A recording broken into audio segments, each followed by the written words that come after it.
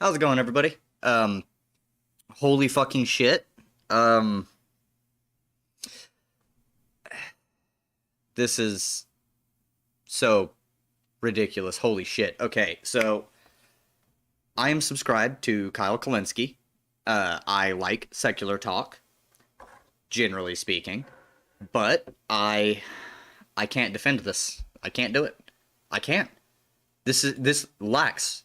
I did listen to this previously. This lacks so much fucking analysis. Holy shit. Oh my god. Let me make sure. Okay, headphones are good. Let's see. Did I do everything appropriately? Yes, these are on. Cool. So, I don't. Let's get into it. All right. Let's fucking go. Like a ridiculous thing. Here. So it seems like a ridiculous thing to say at face value, but perhaps it's not so ridiculous when you look at the facts. We're playing with fire here, man. That doomsday clock is not in a good place. We are perhaps on the brink of World War III, which would be obviously game, set, match on human civilization, because in the nuclear age, you can't have a World War III. It doesn't work like that. When you have nuclear weapons, two nuclear-armed powers going at it. See, here's the first bit of lack of analysis. It is highly unlikely that any nuclear-armed power will actually use a nuclear weapon against another nuclear-armed power. That's why they build them. It would just be an old-school ground war, most likely. Worst-case scenario, yes, nuclear weapons could be involved. This is part of why I want to dismantle nuclear programs for weapons globally. But no, most likely what would happen is, yeah, America's the only country that has ever used a nuclear warhead before any other fucking country had a nuclear warhead. To show them, don't fuck with us. Other countries scrambled to make them, and now we all know that anyone who launches any nuclear weapon, we've got fucking ways to detect if a nuclear weapon has been launched. We have our own. We've also been working on ways to stop nuclear missiles from exploding over the mainland, over the US.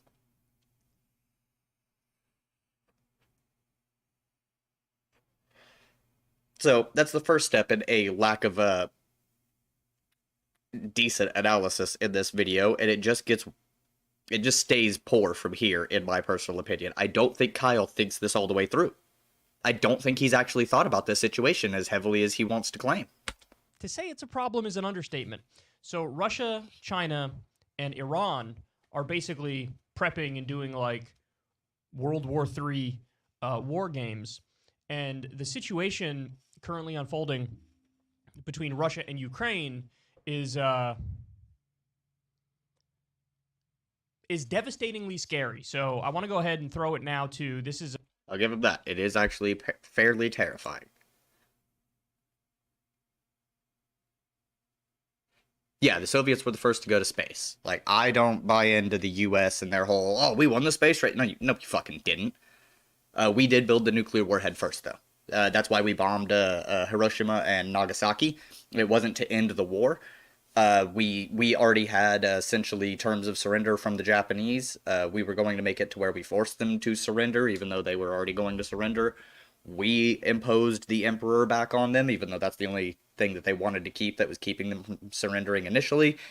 And we heard that Russia was about ready to invade Japan, so instead of allowing the communists of Russia, quote unquote, also known by me as the Red Fash of Russia, invading Japan and taking it over and turning them communist, we dropped nukes on them so that Russia wouldn't touch it.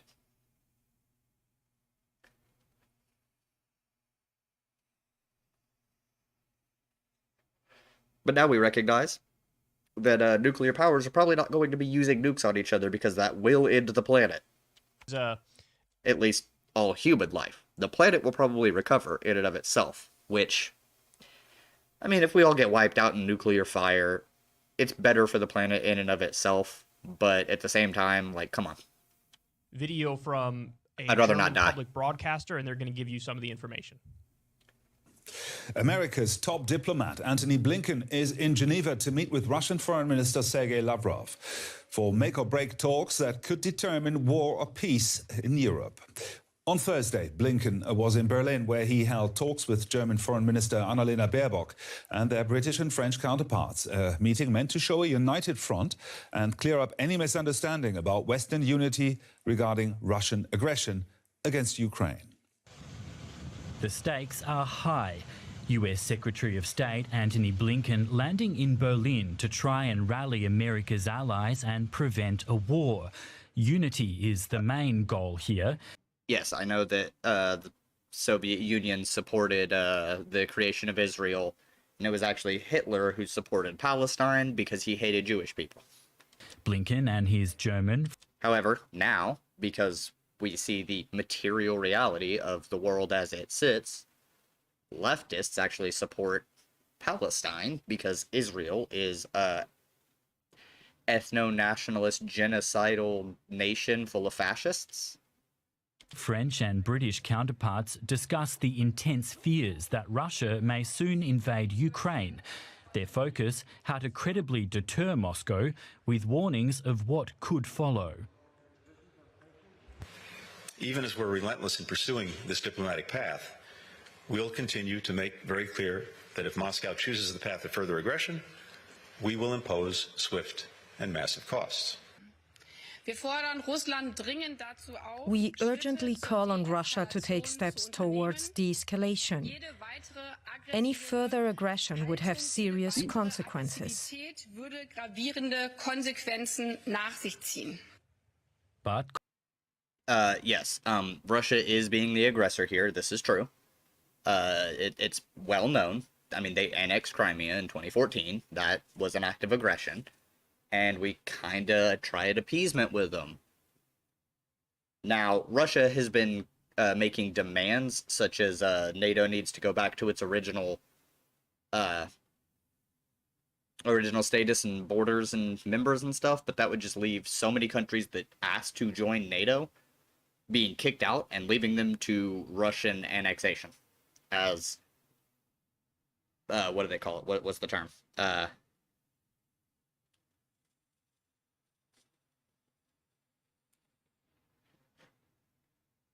don't remember the term. It starts with a B. It's a something state. Buffer state. comments by the US president a day earlier have raised questions about whether those consequences really do apply to any act of aggression. Russia will be held accountable if it invades, and it depends on what it does. It's one thing if it's a minor incursion and then we end up having a fight about what to do and not do, etc. But if they actually do what they're capable of doing with the force amassed on the border, it is going to be a disaster for Russia. The White House later tried to clarify, insisting that the West would react come what may. But the issue has highlighted questions over what level of aggression would trigger what kind of response. The US has made it clear that it would expect Berlin to target the controversial Nord Stream 2 pipeline, which links Germany to Russian gas. It's also worth noting that gas is not flowing through Nord Stream 2 yet, which means that the pipeline is leverage for Germany, the United States, and our allies, not Russia. For now, though, there's another round of diplomacy coming up. Antony Blinken will meet his Russian counterpart in Geneva on Friday, seen as one of the last chances to find a way of avoiding war. So the good news is that they're talking. Agreed. It is good that they're willing to talk. Is it going to do much of anything? I don't think so, honestly. Russia is pretty dead set on being an aggressor and getting some concessions from NATO and the US, which would leave it open to expansion, more aggression to the region, trying to expand its own geopolitical reach, which, to be clear, I understand, but I disagree with. I disagree with the US trying to expand its geopolitical reach. Honestly. I do. It's probably going to happen in this conflict, there's not much I can do about it personally, but I really don't think Ukraine should be taken over by Russia, so kind of got to take some good and some bad and figure out where the lines should be drawn and shit and find out what's acceptable. Kind of weigh what's out there. And according And so far it seems defending Ukraine from Russia, which isn't a good place. It's not a good governing system. Putin is a terrifying individual. I can admit this. I am actually somebody who is personally a little scared of Putin himself. I think some of his actual, like, power gets downplayed, but he's a very influential figure, so, you know. according to Anthony Blinken, the talks are direct and open and businesslike, and nobody's playing hide the ball. But at the same time, both sides are kind of playing hide the ball in a different sense, because as Russia is insisting, look, we're not going to do anything. We're not going to go into Ukraine. They've amassed, I read, up to 100,000 troops on the border. Yes. And on the U.S. side, you know, we say, well, I don't know what you're talking about. We're not involved. We're not interested in a conflict either, but we are sending weapons. Kyle, this isn't hiding the ball. We're pretty open about sending weapons to Ukraine. We just don't want to commit people to the conflict. That's not hiding the ball. That's actually being very open. Hey, we do not want to commit troops to this. We don't want to commit ourselves, like, our people, troops, to this conflict. That's pretty fucking open. But we haven't tried to even bother hiding the fact that we're sending weapons over there. Weapons on top of weapons on top of weapons into Ukraine as well, and also into some of the surrounding post-Soviet states. So, NATO members, or people asking or buying weapons from the U.S. Yeah. Yeah, I mean, you're against arms deals, and I don't like them either, but there's nothing illegitimate about it. Russia is just countering the U.S. The U.S. isn't trying to take over Ukraine. Camel. That'd be Russia. The U.S. isn't interested in taking over physically a country. The U.S. wants to have economic domination over countries. That's what they want. Because if you have economic domination over countries, you don't need to have boots on the ground. You have them under the thumb of the World Bank and the IMF. Putin showers in ice with polar bears? That would not fucking surprise me, honestly. Putin is actually kind of a terrifying figure. But, yeah, no, Kyle is just... He's not putting his full analysis here. I know he's smarter than this. But, because it's America doing something that could be seen as an act of war, because Russia claims it's an act of war, even though Russia's the one who's being an aggressor here, he has to figure out how he can not praise America or anything in this. He has to try and play it neutral, which he fails at because he just really doesn't like the U.S. government, which I get. I get, Kyle. But you can't just look at it and go, well, I don't like this government, so I have to make sure that they're demonized or made to, you know, say that they're doing things that they're not doing, you know, like hiding the ball, stuff like that. That's kind of my main issue with this right now.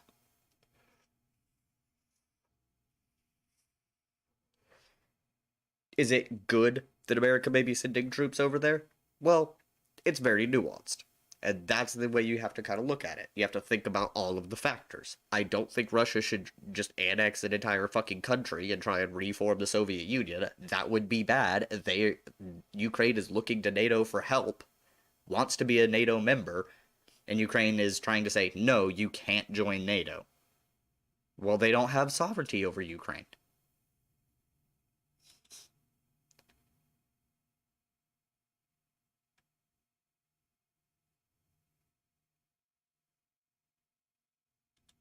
Again, Camel, the U.S. isn't trying to take over Ukraine. Are we trying to recruit them into our sphere of influence? Yes. Are we trying to take over the country? No. And by the way, these things are viewed from both sides as red lines. So, like, The West doesn't want Russia to put any troops on the border, of course. No, not. We don't want them to put troops on the border. We see that as a potential act of aggression, so we're on standby. We don't want them to invade. That's the red line. You start sending those troops over the border, you done fucked up. Vladimir Putin and the Russians don't want the U.S. to send weapons into states bordering Russia. I mean, how would we feel if... Again, if Ukraine is buying the weapons from the U.S., Russia doesn't have any fucking say in anything that Ukraine does, or what the U.S. does.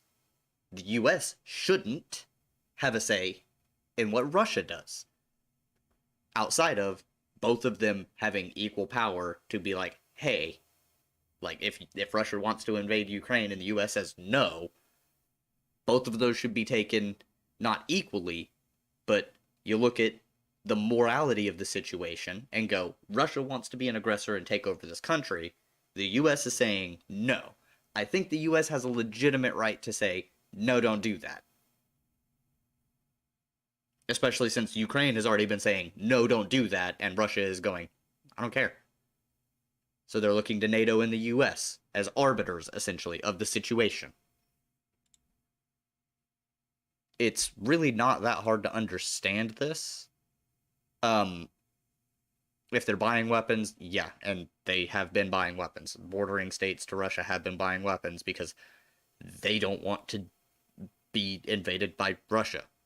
That's kind of the deal. They're actively scared of Russia. That's why they want to be a part of NATO. Russia set up a bunch of missiles in Cuba. Seems like something like that may have happened at some point in history, and we reacted in not such a great way. Tensions were so high, and we're lucky we escaped without an absolute cataclysm. How would we feel if Russia was funneling weapons into Mexico, and Mexico was an enemy state of ours? I don't think we'd like that very much. So, in order to... Yeah, we probably wouldn't like that very much. But guess what? That doesn't give us a fucking justification to invade Mexico, Kyle. They can be upset by it. It doesn't give them any justification to retaliate. Being upset by an action does not automatically give the retaliatory pass. You have to be able to justify this. These are sovereign countries who are asking for help. They are buying weapons. They are making deals. They are trying to join alliances. And Russia is getting fucking pissy about it. They're throwing a tantrum over it. Mostly Putin.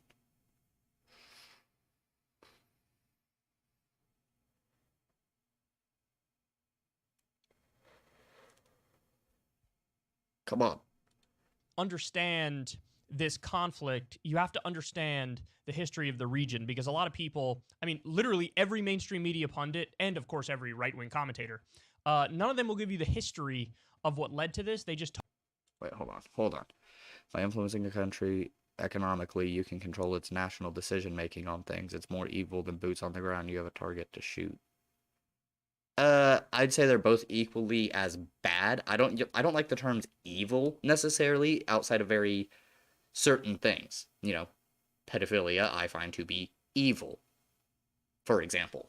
But boots on the ground invasion I do find to be a bad thing to do. It's not necessarily evil. Economic domination is bad and wrong and something that I think needs to be addressed, but it's not inherently evil. They are bad, though. Evil I dislike as a term.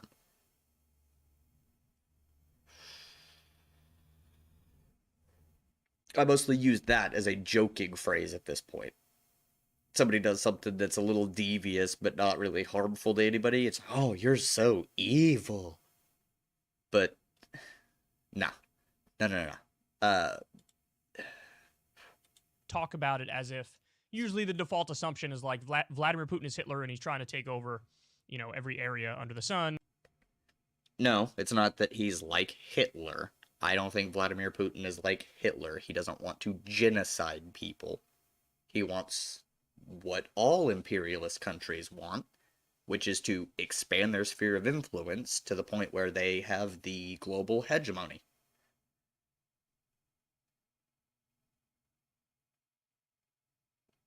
That's it. Yes, he wants to take over areas. Every area he could possibly get away with taking. The US tries the same shit. We just do it in a different manner because we have economic superiority over Russia.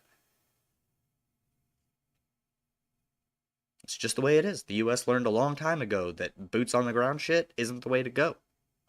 You want that economic superiority. The only reason we were over in Iraq and Afghanistan was to divert from that fact. We'd been building economic superiority for a while, and we really had to try and divert from this.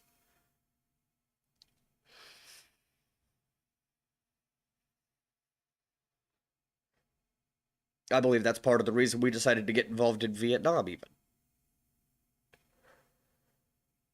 Korea, Vietnam, all the way up to everything we've done since then, has pretty much, in my opinion, been partially motivated by a need to distract from our economic growth as a global power. The way that we do things.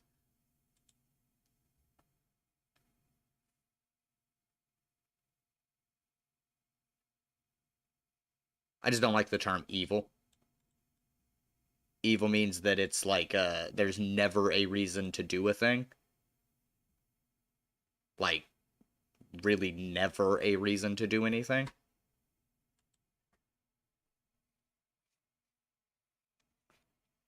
And I don't know. I think boots on the ground invasion of Germany in the 1940s was pretty justified. So, you know, not inherently evil. But when the Nazis did it to commit a genocide, when they went into Poland, when they went into everywhere, Sudetenland, everything, it was pretty fucking bad. So, but again, invasion not inherently evil. Genocide is. Yeah, look at Iran doing much better because they're economically better and they make their machines and shit. Here, a popsicle making machine breaks. They get it from China. Yeah, China has actually become one of the global economic superpowers and military superpowers. They've become a global hegemony. You have three huge spheres of influence, and it's Russia, China, and US mostly. Like, Europe has its sphere of influence, but it's kind of wrapped into the US sphere of influence as they're kind of under us in that regard. We have a better economy than pretty much all of Europe. And he has world domination goals, and so... Most of Europe, I should say. Like, not better for the average citizen, but as far as, like, GDP and productivity and shit goes. You know, anything we do to try to deter that is just and moral and righteous and virtuous.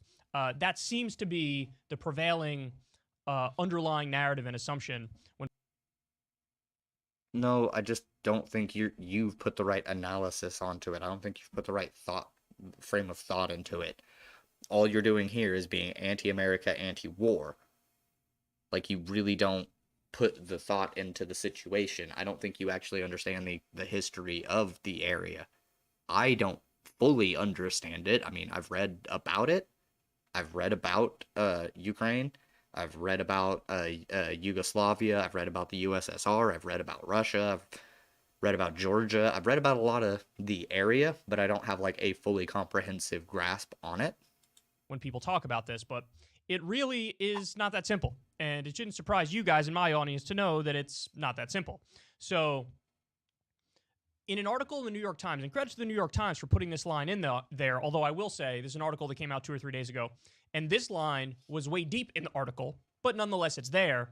So they say, quote, Russia's demands include a legally binding halt to NATO's eastward expansion and a withdrawal of NATO troops from countries like Poland and Baltic nations that used to be aligned with or part of the Soviet Union. Huge issue there. Huge issue there.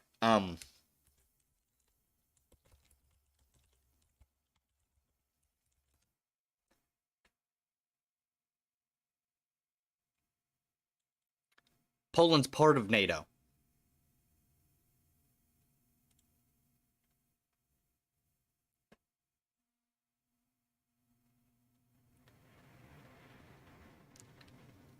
Let's do a check.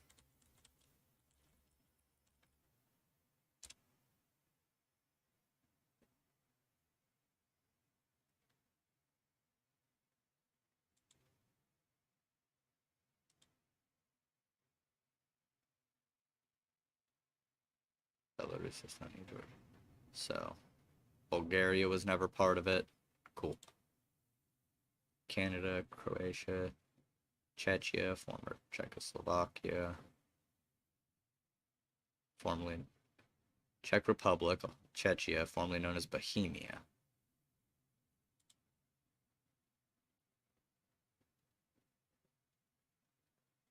Nope. Ukraine is trying to join. Denmark, Estonia. Estonia is a member of NATO. Germany, Greece.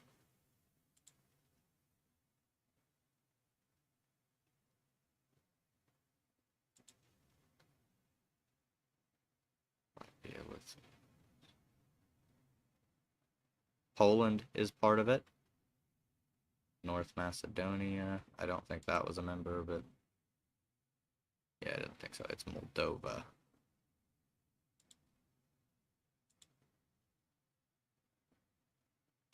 Romania. So I have a bad memory, so I have to check everything off. Slovakia.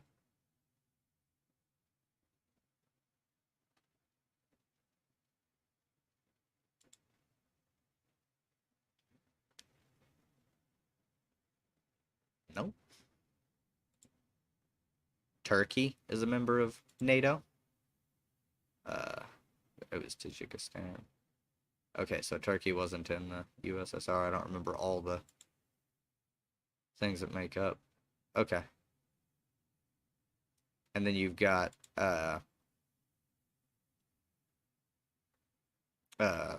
Ukraine trying to join. And I think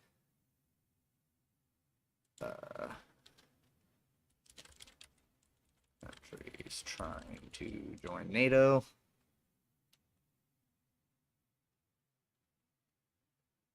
Bosnia, okay. Georgia and Ukraine. Bosnia and Herzegovina. I don't know how you pronounce that. Fuck. So they're trying to... They're recognized as countries trying to join. Georgia and Ukraine. Georgia, Ukraine. So all of these countries would have to be kicked out of NATO.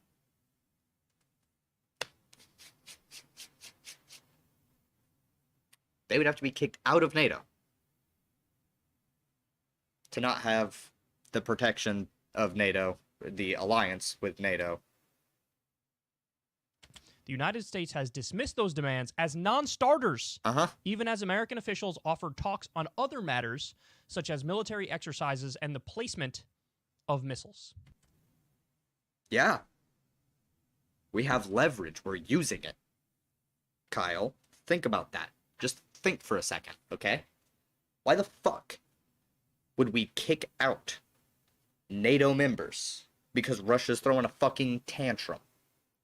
Why the fuck would we kick out these current members of NATO because they were former USSR states? Why?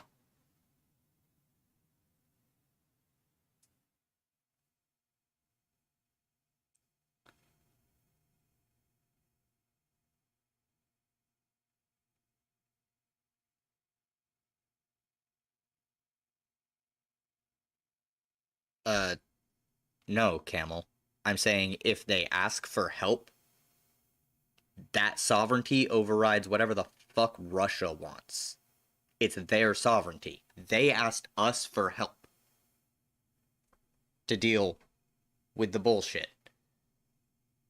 Keep that in mind. I don't think you're understanding how this works.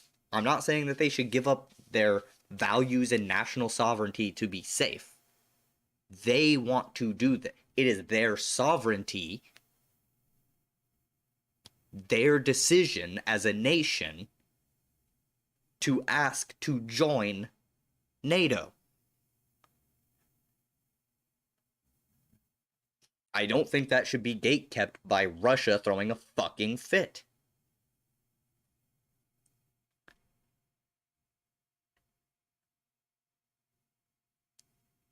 Just keep that in mind.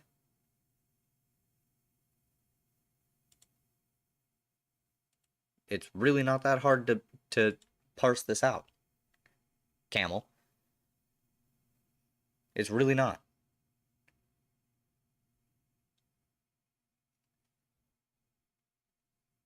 Russia isn't respecting the national sovereignty of Ukraine by posturing as a invading force. Definitely not good. Okay. Oh, and yeah, so using the missile. He's going to be like, oh, we shouldn't have been doing the military exercises, playing war games on their border, and pointing missiles at them anyways, blah, blah, blah, blah. Yeah, we shouldn't have. But now we're using the fact that we have been as leverage to get what we want.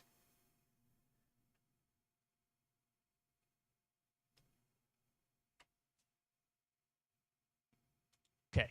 So now also Biden is Like, putting that up on... Think about this, okay? Putting that up on the table, being like, hey, we completely reject your statement about kicking these NATO members out and not allowing these other ones in because they were part of the former Soviet Union. We don't give a fuck about that. How's about this? We can talk about the military exercises that we've been doing with Ukraine and stuff, and placement of that, and the placement of our missiles and stuff. We can talk about those things. Oh, you don't want to talk about those things? I mean, we'll keep doing them unless we... But you have a chance here to deal with it. That's up for negotiation right now. I don't think you're really going to have another option. You know?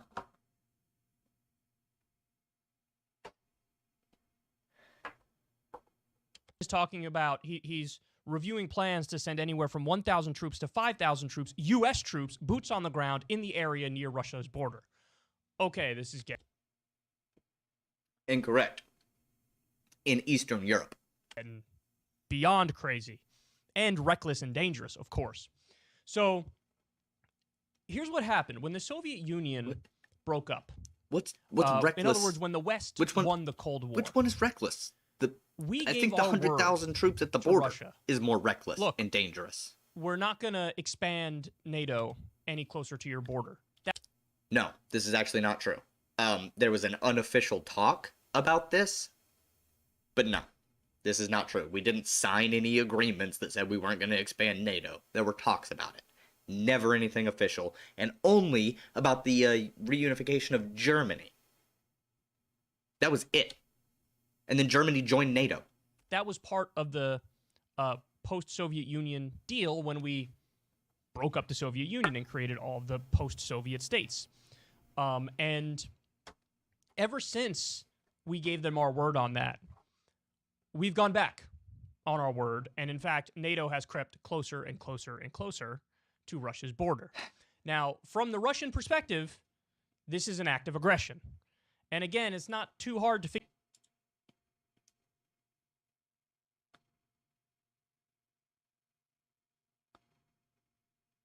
They really fucking don't. Then again, Putin supports Assad and props up your entire fucking country right now, so of course you're gonna side with Putin. Because you're a nationalist. No. America doesn't generally actually respect most countries' sovereignty in a economic sense. I can concede that because I'm not an idiot. Although we do give more sovereignty to Europe than we do to other countries that are not in Europe for a lot of racist reasons, mostly, and economic reasons, but racist reasons. However, We're respecting Ukrainian sovereignty. All they're doing is asking for help. What should Russia do to protect itself? You know what it could really do right now to protect itself? Not have 100,000 troops postured on the border to invade Ukraine, and to pull those troops the fuck back. That would really make them a lot safer than, what they're currently doing. As you can see, there's a pretty big response that's being thrown at them. Like, hey, we can cripple the fuck out of your country. I don't want this to happen. I want the people of Russia to be able to live good lives. But while there is Putin running the entire country, I don't see that happening. I don't want him, couped or anything, because that would be bad. Power vacuums are always bad. But I do want him to die of his own accord, natural causes, or somebody in Russia just really gets fed up. I don't know, another Russian revolution, the October Revolution going on in Russia.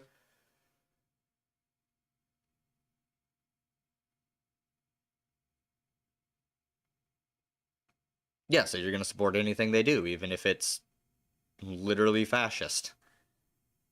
Because you don't care. The only thing you care about is propping up Assad, and while I understand your look towards nationalism because of the civil war you're in, I think your analysis of the entire situation is dog shit and misaligned and full of propaganda from your own government.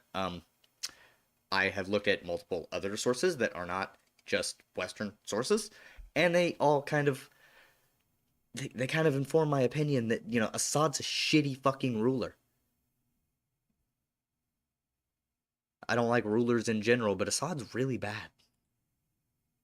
Figure out why, if we had Russia with weapons in Cuba or Mexico or Canada, and those states were nominally either neutral or aligned with them, we would view that as a provocation. So that's the Russian perspective on this. Hey, NATO, get the hell off our border. Stop, effectively threatening us here. And you can see where they're coming from, because it's not like the U.S. actually abides by international law and doesn't act in a thuggish way globally. In fact, this is a point that Putin has made repeatedly over the years. No, that is true. America doesn't abide by international law. We actually have a act called the Invade the Hague Act, so that if we ever have any official brought to trial in the International Criminal Court, the military will invade it, because that's just what America decided to do back then. It's fucking so dumb. But no, NATO having members that get included because they request membership, and NATO agrees to include them, and then they buy weapons from member states. That's national sovereignty. Just because you feel threatened because you're a paranoid fuck, and you fuck with everybody else's shit constantly all the fucking time, just like America. America's pretty fucked and messes with everybody's shit all the time. So does Russia. So does China. The huge difference here is Putin is the authoritarian autocrat, the one person who makes a vast majority of decisions for Russia. So he's paranoid because of, all the shit he's done. Like the assassinations and disappearances and ordering the cyber warfare and blah, blah, blah, blah, killing journalists, blah, blah, blah, blah, blah, blah. He gets paranoid. Meanwhile, America, we just have state apparatus full of fucking faceless bureaucrats who make these decisions and never have to feel paranoid because they cycle out so frequently. It's very bad.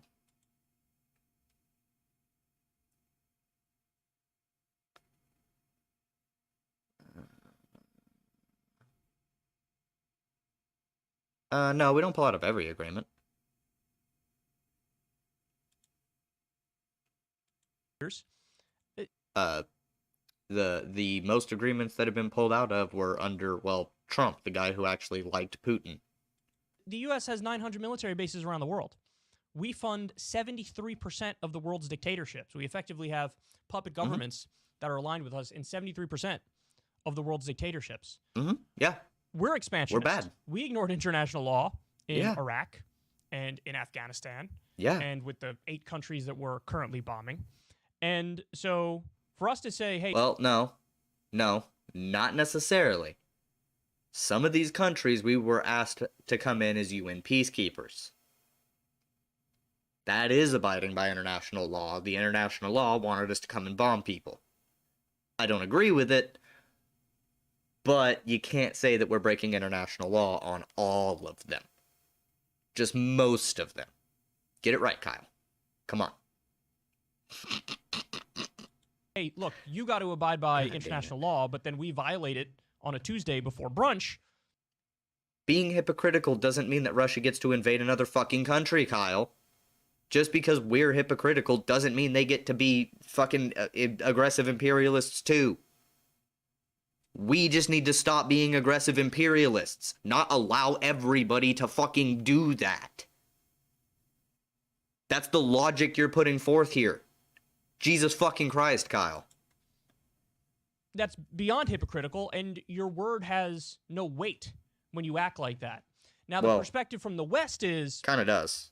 Vladimir Putin basically wants to reconstitute the Soviet Union, or maybe even go beyond that and, like, take over all of Europe. And, you know... No, he knows that he doesn't have the ability to take over all of Europe, but reconstituting the former Soviet Union is something that could potentially happen. He is funding secessionist movements in some of those countries. And,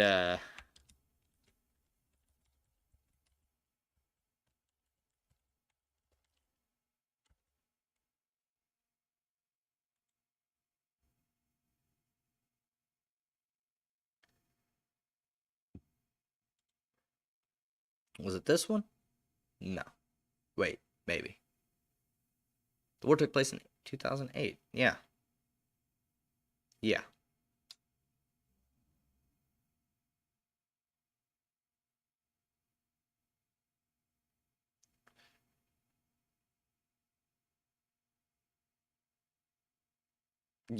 Yeah. So, there is kind of some circumstantial evidence that points to he might be trying to take back the countries that were the former Soviet Union. I mean, it's not too far out of line. We've got this guy right here who wants to take over Jordan and Lebanon and shit.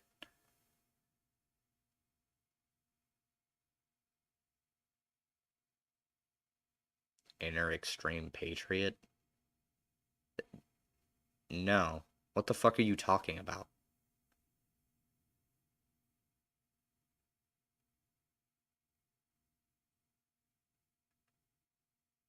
No, I'm saying if you want to seek help from the world's most powerful military. Camel.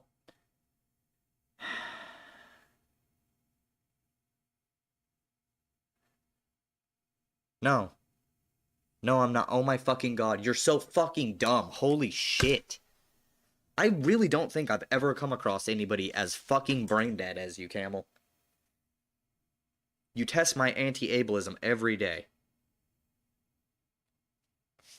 But seriously, your brain is way too smooth for this. No. I shouldn't have to spell it out in literal baby terms for you. So let me put it this way. Ukraine is a sovereign country. Its government makes its decisions for it. See? So, if Ukraine is feeling aggressed by Russia, who is a larger country with a larger military, then Ukraine who is already wanting to join NATO, is allowed to go to NATO to ask for help. You see? It's like if you wanted to be a teacher, but you weren't doing super great on an area in school, so you went to your teacher to ask for help. It's a little closer to that than me being someone who claims to be vegan but buys a real leather shoe because he liked it. No. No. This is actually about their sovereignty. Just because a country is generally imperialist doesn't mean that they are not allowed to help another country. If that country comes to them and goes, hey, I think we're going to get invaded by this bigger, meaner country over here that we don't want to invade us, and we've told them so multiple times and we don't want to join them, but we want to join NATO. Can you help us out if they invade us?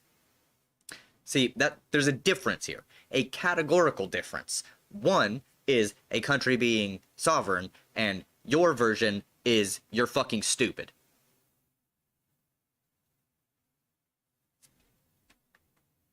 Seriously, Camel, you are really goddamn dumb.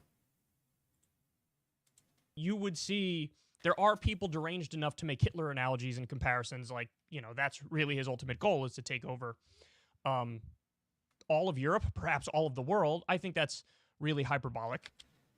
Well, it could be hyperbolic. However, again, the goal of an imperialist nation is to expand and take over as much area as it feasibly can so that it can't be threatened.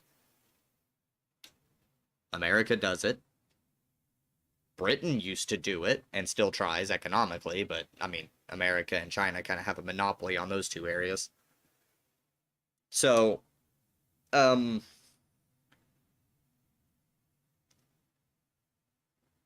difference here that people seem to be missing, if people are making those analogies and that's the only thing they're saying, is Hitler was a genocidal maniac, and I don't think Putin is a genocidal maniac. I think he's just an egomaniac who wants to expand his sphere of influence. Kind of like America is generally egomaniacal. Like, straight up. But now we're stuck here in a standoff. Now,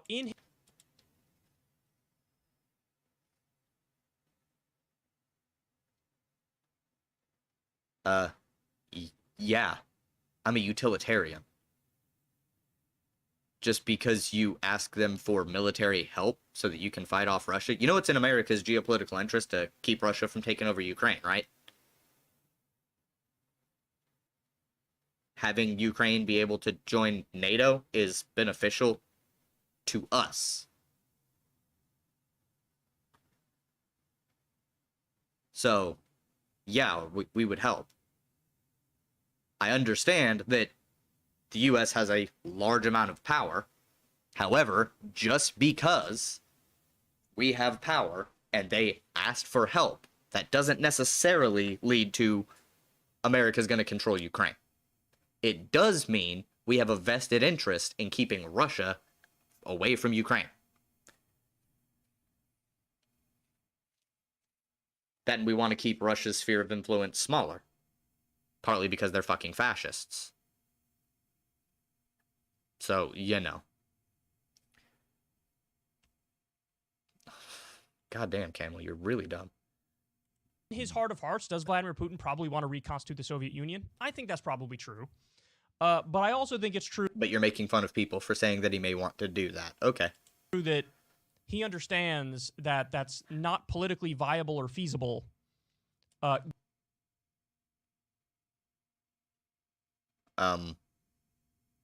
Putin doesn't care what's politically viable or feasible. He cares about what's physically viable or feasible. What can he do? Not what makes him look good optically or politically. That's not his concern. Given the strength and power of NATO, and you can't do that without World War III. However, we saw a similar thing happen when... No. America's neoliberal. Like, America's neoliberal. America is not fascist. America's not an autocratic system. America's not a dictatorship. America is bad. Neoliberalism is bad. We are the most powerful capitalist nation on the planet, which is bad, but not fascist.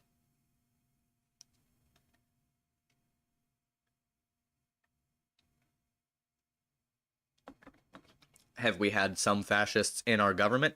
Yeah. And they're in our police. And some in our military, but the military can go kind of in any direction politically afterwards. But no, America's not more fascist than Russia. Russia invaded Georgia. I think that was under George W. Bush.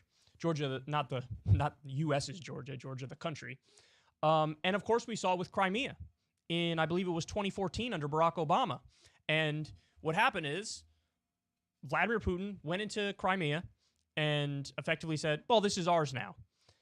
And it is true, this is a part that's, you know, kind of buried in Western media. It is true that the area that he took over, regardless of what you think of what he did there, the area that he took over is basically ethnically Russian. And then when you ask the people in the area that they took over, something like over 70% of them said they would prefer to be with Russia. Because Ukraine, like a lot of the post-Soviet states, are kind of fake states. And kind of fake states? This is one of the worst statements he made because it's completely unjustifiable. What the fuck is a fake state? They have a government with a monopoly of violence within their borders. What's fake about them? They are a state. They make laws, they collect taxes, they have language, they do all of the things that a state does. They have militaries. Like, come on, Kyle. That's so indefensible. What the fuck do you mean by that?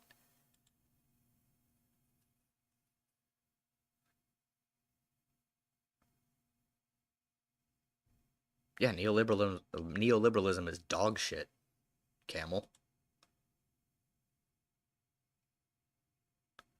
Evil power. I'm still trying to figure out what you're talking about that. Power is evil. I mean, there's all these disparate factionalized regions that don't have a sort of national unity. And what we're talking about now with the part of Ukraine that Vladimir Putin looks poised to take over, it's a similar situation.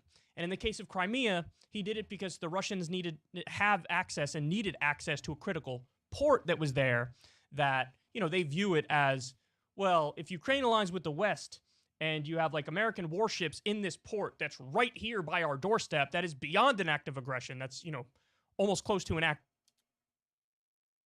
Kyle, this is so indefensible. Holy shit. Oh, well, I mean, they're ethnically Russian anyways, and they took over, and after they took over, they said they'd rather be part of Russia anyways. Yeah, because they got taken over by fucking Russia. You know what happens if somebody says they don't want to be part of Russia? Well, Crimea just experienced it. Jesus fuck, Kyle. Well, in the area they're looking at possibly taking anyways is all right. It's kind of looking like a similar situation. No! Ukraine has 17% Russian population. And they're asking NATO for help against Russia. Ukraine could be a little bit jumpy because they just experienced not that long ago Russia taking a fucking peninsula of theirs because they wanted access to this port waterway that they already had. They just went, you know, U.S. warships are there, and they're fucking Russian ethnicity there anyways. Like, it's 70% of them are, which means 30%, by the way, didn't want to be part of Russia, and it's only the Russian majority that wanted to be part of Russia that was a funded separatist group by Russia. So, essentially, Russia funds a separatist movement in an area, and then uses that as justification to go and take the area.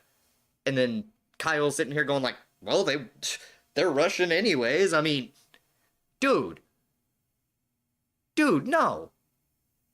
You're justifying imperialism while talking about how imperialism's bad. Kyle. Act of war, it has us boxed in totally and completely, and they fear that the West wants to topple their government and wants to meddle in their affairs. So, no, they're not made up countries. They have their own governments.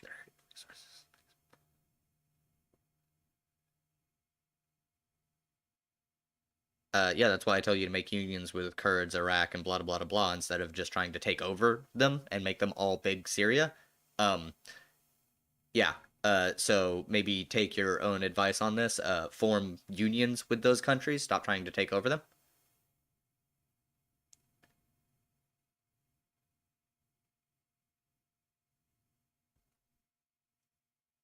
No, it's actually not a part of Syria, because if you look, Jordan map. If you go here to Jordan, you see it has borders here. It has cities. Let's see. Jordan has a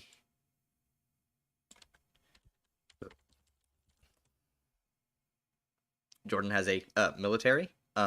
Jordan has a not insignificant GDP, but not huge, slightly better than Lebanon. Lebanon also and has this kind of stuff. Oh, you said Lebanon. Hold on. Lebanon GDP. See, yeah, Lebanon's GDP, I mean, it's down a bit, as of 2020. That kind of happens with COVID. But, you know, it was rising. It was up there. It was 5.4 billion, which is higher than Libya and Jordan, and Syria, by the way. So it's got a GDP, from its economy. It has a military. I mean, not a huge one, but it has a military. It has a judiciary. Okay, that was Lebanon's hierarchical civil judiciary is composed of courts that look into... Oh, look, it's got judiciary. Civil law country. It has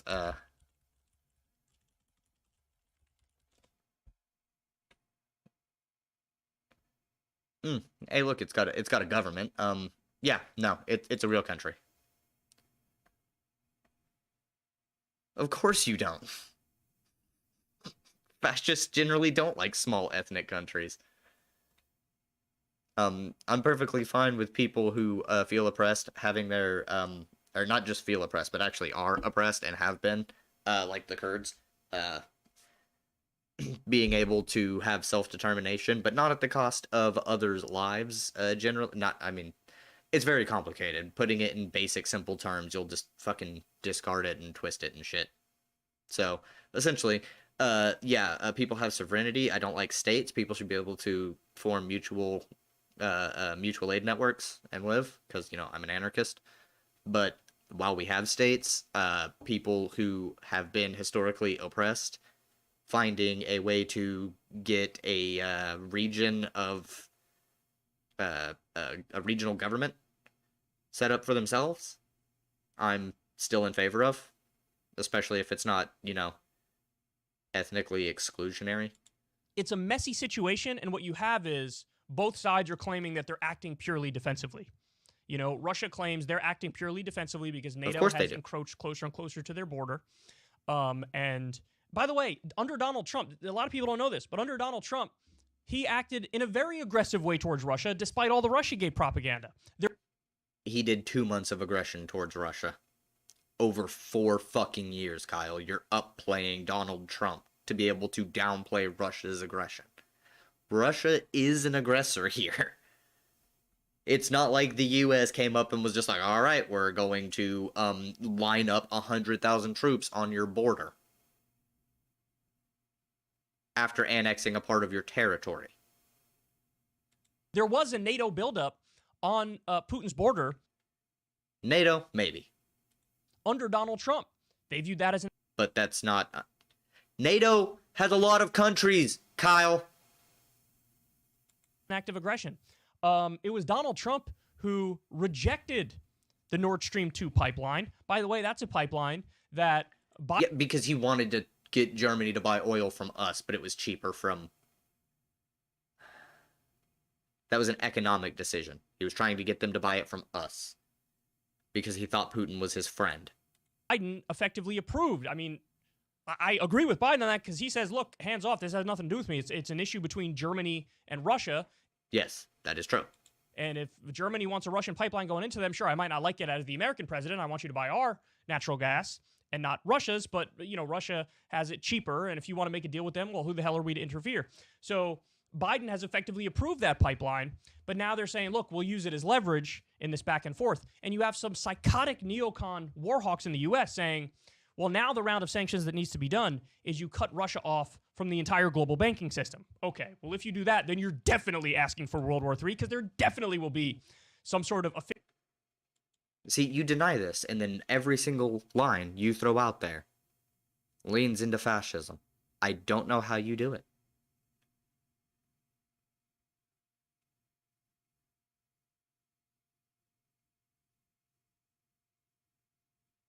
Okay. Instead of trying to take them over because they obviously don't want this, Iraq does not want to be part of Syria. Lebanon does not want to be part of Syria. Jordan does not want to be part of Syria. See, they got their own governmental systems, and they're like, hey, we kind of like this. So again, you form an economic bloc. Like, oh, the European Union, a union of nations based along an economic line.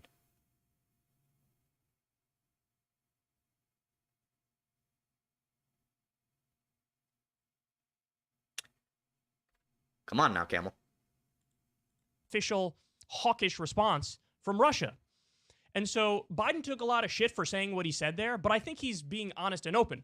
Now, he's being honest and open, and maybe you shouldn't say it out loud, but he's still being honest and open when he says, look, it'll depend on the nature of the the incursion is. So it looks like Vladimir Putin is almost certainly going to go into Ukraine, but Biden's larger point there is, if you go into Ukraine and you take the area that's already kind of aligned with you and ethnically Russian and wants you there, well, that's one thing. We don't like it. It's bad, but... No, Kyle, oh my fucking god. Ukraine only has 17% Russian population. Just because 17% of a population might want Russia to be there, that doesn't mean Russia should come in and take over the fucking country. Or even a portion of the country. That is kind of our business with NATO when they're asking to join NATO and asking NATO for help. Kyle, you're better than this. God damn it. Did you get all of this information from Max Blumenthal? And fucking Aaron Mate? I bet you did. Jesus fucking Christ. Stop going to RT. Stop going to Gray Zone. They're terrible fucking news sources. That's one thing, but if you go into the ethnically Ukrainian areas, well, then we have a real problem. Because they don't want Russia to take them over. And also, we've been arming rebels. Here's the deal. If there's a large portion of people who don't want to live in Ukraine and want to live in Russia, why not try and get funds to move?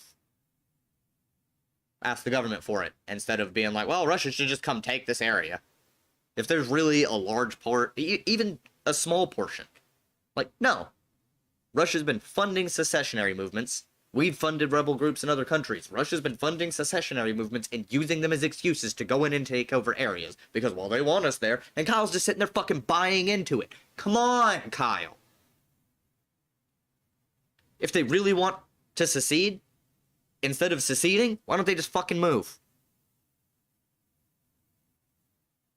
Because a vast majority of Ukraine wants to be Ukraine. This doesn't justify imperialism from Russia or from the U.S. Rebel groups on the ground. By the way, this is a little known fact, but a lot of the, and Trump armed these people too, a lot of the Ukrainian rebel groups that we're arming are neo-Nazis. I wish I was exaggerating. There was a small resurgence of some neo-Nazis in Ukraine, which, yeah, sucks. Russia has entire neo-Nazi units. Still bad. Who knows? Maybe they'll fight each other and kill each other. That'd be great. I'm not exaggerating. So it is a colossally messy situation, and a lot of people are commenting on this without giving the history of NATO. A lot of people are commenting on this without. Well, you don't actually know the history of NATO because you just said that there was an agreement that they wouldn't expand, which isn't true. There was an unofficial talk about it. That's pretty much as far as it fucking got. Even Gorbachev said, no, that wasn't a real agreement. And that was only pertaining to the reunification of East Germany with West Germany. Jesus fucking Christ, Kyle. Without giving any credibility or credence to what Russia's perspective is. Russia's perspective is dog shit. I looked at it, I listened to you describe it, and I reject it. Their perspective, well, not entirely. There is probably some aggression that has been going on that they view as aggression. I mean, pointing missiles at at their country in a generalized area. Yeah, that's kind of aggressive, doing war games, military training drills and shit near their border. Yeah, it's kind of aggressive. They've also been aggressive to other countries in the region. I mean, they tried to invade Georgia. They took over Crimea. They've been aggressive in other ways. They postured and done proxy wars with us in Afghanistan and a bunch of other countries. Like, it's pretty fucking bad, okay? So, no, I mean, the one thing I will say is, yeah, Russia has felt aggressed in some manner. The answer isn't to attack another country or invade another country that isn't actually, that's been trying to remain neutral generally. So, I'm trying my best here to give both sides of the You've been terrible at it. Argument, so you see where both of them are coming from. But the fact of the matter is, we can't afford this sort of hawkishness and rising of tensions. We can't afford it. It's the nuclear age. If there's some sort of miscommunication or one person steps out of line and goes too far, there can be absolutely devastating consequences. I mean, it's already a devastating situation, but it can get a hell of a lot worse. So I hope that cooler heads prevail. And listen, some neocon idiots might say I'm doing appeasement when I say this, but I don't think it's appeasement. I think that the literally simple demands of Russia on this front are reasonable because all Russia wants is to go back to the original deal of NATO, which is which wasn't actually a deal. It was unofficial talks. Is appeasement that you are doing, and would kick out countries that are in NATO currently, that have been part of NATO for some time, and bars other countries that want to join NATO, that have asked to join it, from joining it. You're literally looking at Russia going, oh, they're just making some simple demands. I think it makes sense. You're not analyzing this, Kyle. Or you're lying. Oh, these simple demands sound good. Okay, let's see. Any country that was a former Soviet state can no longer join NATO, and you have to go back to the original borders, which would also cut Germany out. Anything that was west of the Iron Curtain, where it began, would be part of it, and anything from the beginning of the Iron Curtain on, no, that would be completely cut out of NATO, which includes Germany, and Germany doesn't want to be cut out of fucking NATO. So, let's see, that would also cut NATO off at the knees, so it wouldn't be able to do pretty much anything. It would reduce it back to 12 countries that it was originally at when it was formed, and would cut it off at the knees and hamper it from being able to do anything else? No, that would just give Russia infinitely more power. I mean, not infinitely, but a shitload more power, and Russia doesn't need it. America doesn't need it. We honestly need to include a bunch of Latin American countries into NATO. Bring them in. Bring them in. Bring in Jordan, bring in Lebanon, bring in Libya. If Syria can sort their shit out and not have Assad as a brutal dictator leading the country, and they can actually treat the Kurds well, then we can bring them in, and try and bring some representation, and then we can just, have representatives from every country in the world eventually brought in and speaking on these issues. Giving proper perspective, giving equal weight to the countries. That'd be great, You can't get further and further closer to our border, and NATO That'd be has a good been doing step. that. When NATO was launched, there were only 12 countries in NATO. How many countries are in there now? 30. Yeah. Yeah. They asked to join. What you are suggesting here is that we should just cave in, appease Russia by giving in to their simple demands, which would kick out 18 countries from NATO. Kyle. Jesus.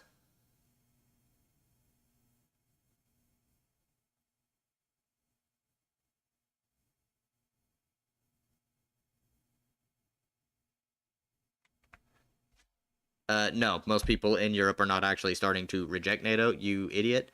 The fact that they didn't document their promise, it wasn't a promise. They talked about it. They talked about not doing it. They never came to an agreement on it. They talked about it. Gorbachev said that they didn't come to a fucking agreement on it.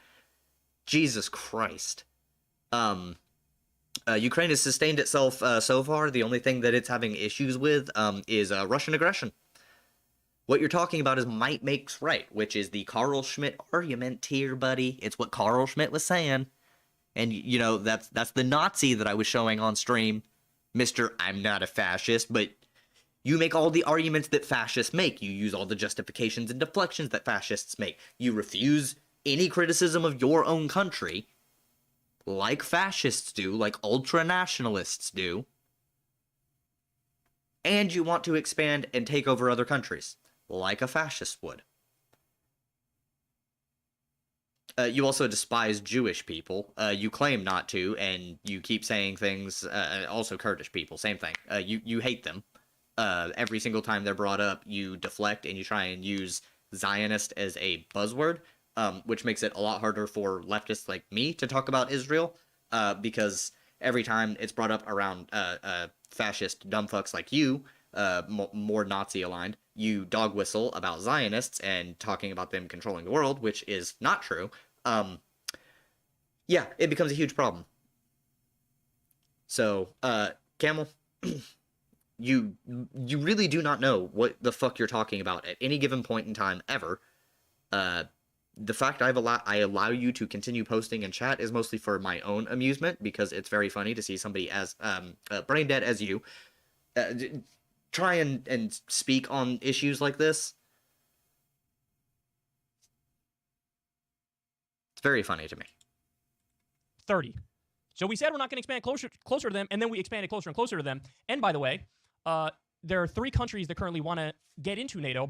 Like, Camel, I would respect you more, honestly, if you just came out and were honest and just said, yeah, I'm a fascist, blah, blah, blah, blah, something about hating Kurds. I'd respect you a whole lot more if you did that, but you're a coward, and you won't do that. See, I'm very open and honest. I hate fascists. I hate nationalists, generally. There are exceptions to this. I really don't like imperialism. I don't like neoliberalism. I believe in, well, anarcho-syndicalism as a baseline starting point. I believe that anarcho-syndicalism is probably the best step we could eventually reach within the next century or so. Beyond that, I don't know. I will hopefully be dead before that ever happens. Unless I figure out how to live for, like, 700 years, because I do want to die eventually. But, you know, if I could live for, like, 700 years to watch how things play out, with the option to kill myself at any given time, should fascists take over. I actually do. I do a lot more reading than you think I do, Camel, and I really don't like reading. I don't think you actually understand the region. You understand... I understand your nationalist propaganda that you are spoon-fed, that you eat up uncritically, Camel. Because I've seen it. I've seen it. You can look shit up and you can translate it. You can look up the actual sources of news.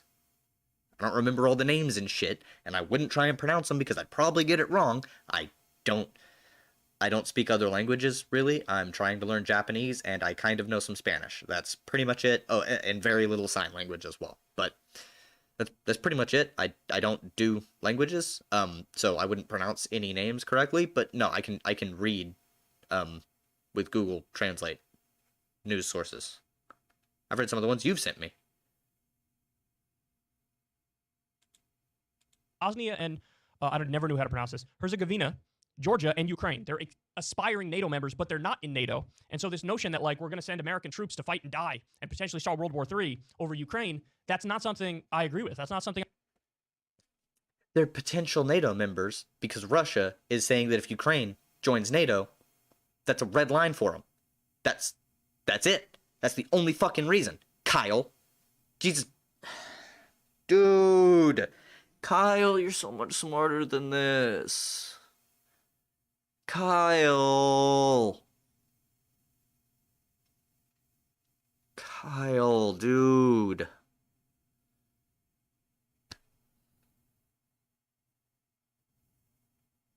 You're not putting your brain into this, Kyle.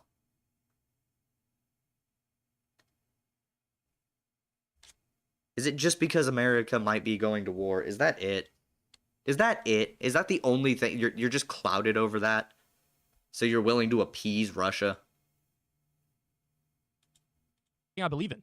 There was some preposterously high percentage of Americans that couldn't even point Ukraine out on a map in a story that just came out, and you're gonna. Nobody gives a fuck. That shouldn't matter. Just because you can't point out a country on a map doesn't mean they don't deserve help if they're asking for it, okay? Kyle. These are disconnected points. You're using every excuse to posture an anti-war and anti-imperialism, which is in favor of Russian imperialism. Kyle, please. Please. You're better and smarter than this. I know you are. And ask people to go fight and die for that. Now, the counter argument is, yeah, but if you let Putin do this, then he's never going to stop. And I sincerely believe that that's bullshit in this sense. Not everybody's Hitler.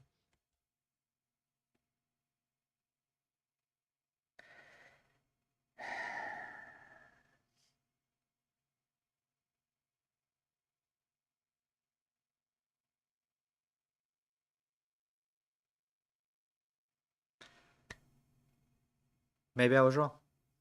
Maybe Kyle isn't smarter than this. Kyle, Hitler's not the only person who tried to take over areas. Okay? The US, China, Russia. They've all done it. There are definitely other countries that have done it before too. The UK, France, Spain. It's not new, Kyle. It's not new. It's not a Hitler exclusive thing to take over countries.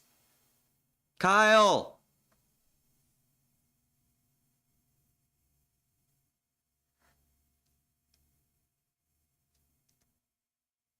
Please. Jesus God. Kill me! You're better than that. Come on, buddy. Come on. Put that noggin to use. Think.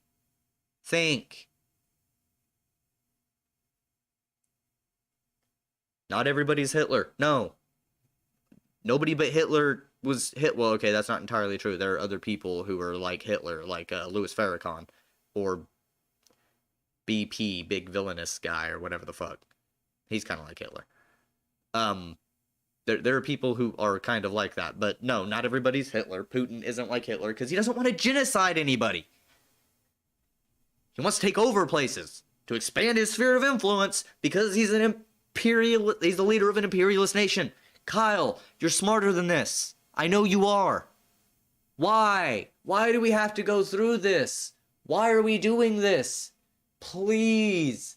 This is so unbelievably painful. The absolute lack of analysis. This is smooth brain shit.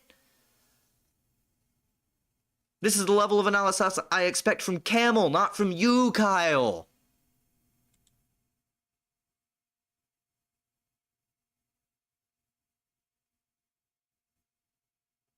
That's because you don't have the same axiomatic values that I do. You are an ethno-nationalist. You're kind of a fascist. You're diametrically opposed to my moral system.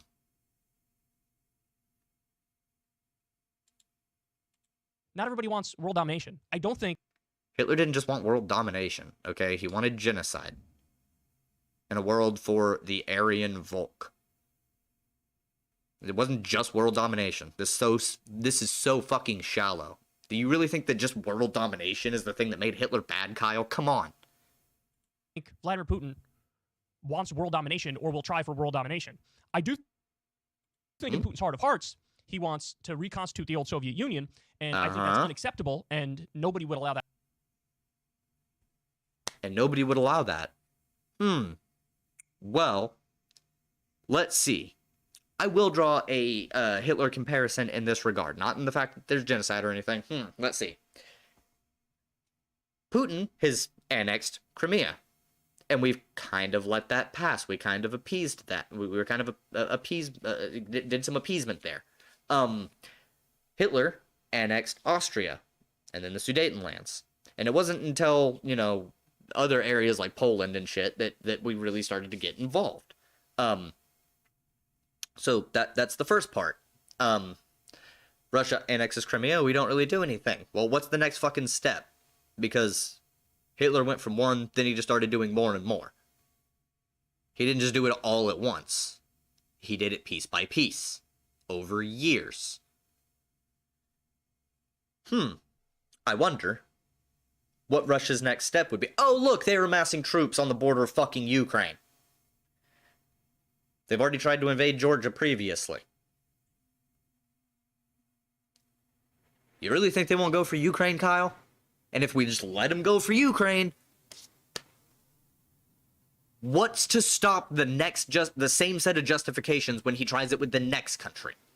Kyle, you're giving him massive defense and leeway to just reconstitute the USSR, the old Soviet Union, without their consent. By using these tactics that I have lined out, of paying for secessionist movements and then using them as justification to annex areas. And he will continue to do it. Because the more he annexes, the more he can send Russian populations, and Russian populations that are already in the area can be influenced.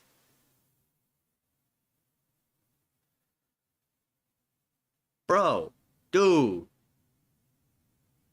Kyle, come on, dog.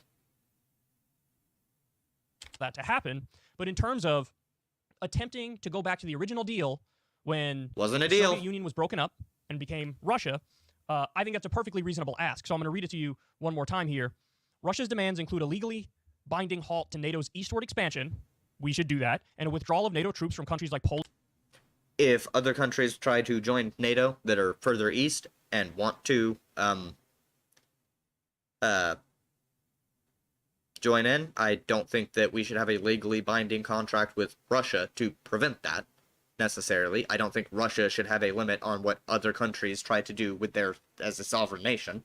That would not be a thing that I think should be allowed. They're sovereign nations, and NATO is an alliance of sovereign nations. Withdrawal of NATO troops from countries like Poland and Baltic nations, and the Baltic nations that used to be aligned with or part of the Soviet Union. No, because that leaves them vulnerable, and that some of them, like Poland, are in NATO! Kyle! Poland's part of NATO! What the fuck are you saying? Oh, yeah, NATO can't have troops in a NATO country! No. No. Wholeheartedly reject this. They're part of NATO. They're allowed to have fucking NATO troops in them. This tells me right here that Kyle didn't do any fucking thought about this entire thing. He's just winging it. He had no thought on this. I've been thinking about this entire situation. I knew about these demands. I had to think on the entire thing for a little while before I actually came to a conclusion. And that one right there led me to just flat out no. Poland is part of NATO. Why would they ever decide to go along with this? No. No. And then you'd have to kick out these other countries because they used to be aligned with... No. No. Reasonable. The United States has dismissed those demands as non-starters Yeah, they're fucking non-starters. Russia's essentially asking us to kick out 18 other countries from NATO, go back to the original 12, never accept any other countries into NATO, and to remove troops from NATO allied countries, some of which would be kicked out. No, that's not acceptable, Kyle.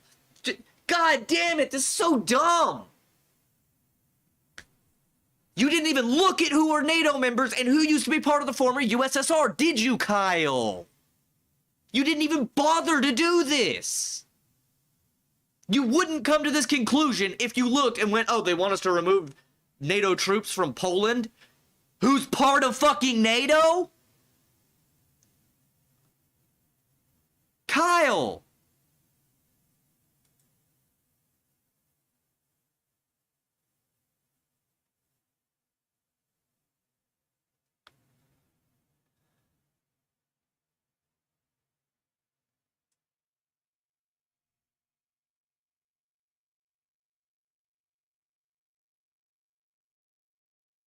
Oh, okay. If you wanted to be accurate, you would have both, because materially they're both kind of there. You know, like our maps do. We have Israel and the territory of Palestine. So that's the thing. No, you actually do. You should just say Israel or Israelis or whatever. Even though I know that you're just really anti-Semitic. You don't like Jewish people. That's it. You use Zionist interchangeably with anyone who is Jewish. Anyone who doesn't absolutely align with your view, you call a Zionist. I guarantee you would call me a Zionist. My family is ethnically Jewish from times of old, but you know, that doesn't have any bearing on me today. My family hasn't been Jewish for several generations at this point. Officials offered talks on other matters, such as as far as religious, you know, culturally, we just came from people who were military exercises and the placement of missiles. So in other words, the U.S. is saying, look, we won't do like war games on your border anymore. Oh, how kind of you. You should have never been doing that in the first place. And yeah, we shouldn't have been, but we were. And now we're using it as leverage instead of giving into Russia's fucking bullshit demands. Like, those are absolutely non-starters. Poland wouldn't accept those fucking terms. Like, Kyle. I can't believe this is coming from you, buddy. Holy shit. And we're not going to have like missiles pointed at you from very close to you. Okay, well again, that's a tiny concession. It's a good concession, but it's a tiny concession. It's something we shouldn't have been doing, but it's actually fairly large to Russia. If they feel like they've been aggressed, not doing military, exercises and pointing missiles at them is a big deal. They can kind of back the fuck off, and we can stop doing these things. And guess what? Everybody will be good. For now, that should be good enough. That should be it. Done. Tiny concession, because that never should have been the case in the first place. If Russia had missiles in Cuba pointed at us, we'd be like, well, that's basically an act of war, and now we're on red alert, and we're about to assemble the forces to deploy. So I think that what they're asking for is legitimate and fair. I think you just have to go back to what the deal was when the Soviet Union was broken up. It was never a deal, Kyle. It wasn't. You didn't look into it. You didn't look into any of this shit. That should tell you right there, like, come on, y'all. Just being anti-American and anti-war is not enough. You actually need to have lenses of analysis on this shit. And just looking at it and going, America might get into a war? Bad. America bad. Stop America. That's not enough. You have to look at the other actors and what's been going on in the region generally. And yeah, America's been kind of fucked up in the region. We've really kind of crippled Russia as far as the economy. But Russia has also done some really fucked shit and been fucking with everybody, including America. So it's kind of a back and forth. This one is involving a country that has nothing to do with Russia. Just because there's a small group of people who want secession and for Russia to take, that doesn't matter. Like, seriously, that does not matter. They don't need to invade. If Ukraine wants to allow them to leave, they can pay for their leaving, they can give Russia the territory willingly. Invasion is not the answer here. I don't give a fuck. Ukraine is Ukraine. Ukraine has their area. The other people can leave. They can talk to Ukraine and get negotiations with Russia and shit. But invasion is not the fucking answer. It's not. Those people aren't oppressed. There's nothing anywhere that even indicates slightly that those people are oppressed. Not that I've seen.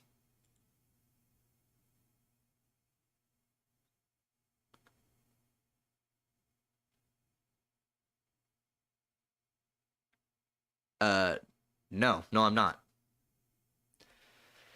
Camel, I cannot believe how fucking dumb you actually are. Okay, here's the deal. Palestine is a territory, yes. There have been a large number of people kicked out and killed by people who have colonized the area. Yes. Guess what? The same thing happened with America. And America is a country. Calling America a country doesn't deny the genocide and colonialism of native peoples that were here. It just acknowledges the material conditions. The borders for Israel contain within it a judiciary, a language, a government, a military, and every metric that constitutes what a modern-day nation-state has.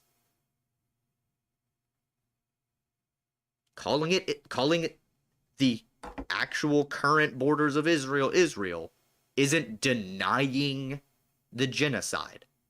It's not. As a matter of fact, it kind of helps recognize it so that you know, hey, all of this was Palestine. This is what they've taken. It doesn't fully describe the situation, but there's actually utility in being able to describe the area that has been carved out by colonialism. Oh my god, Camel is so dumb. Camel is even dumber than this Kyle analysis. Oh my god.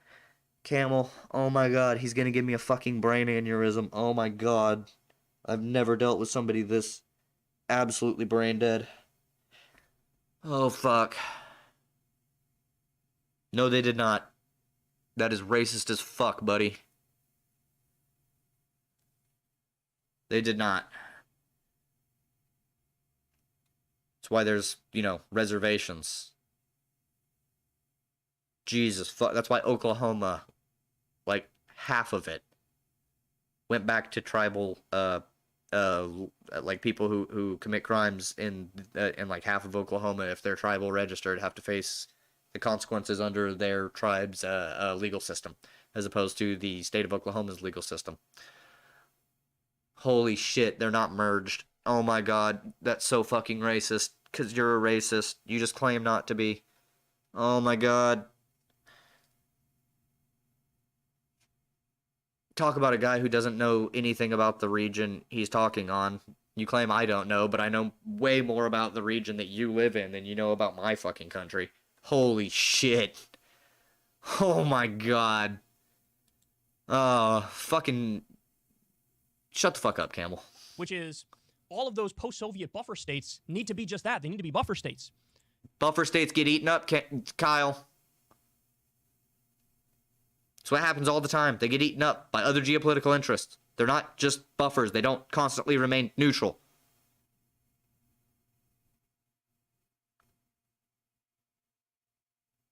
No. If they want to join NATO, they can join NATO. If they want to join with Russia, they can join with Russia.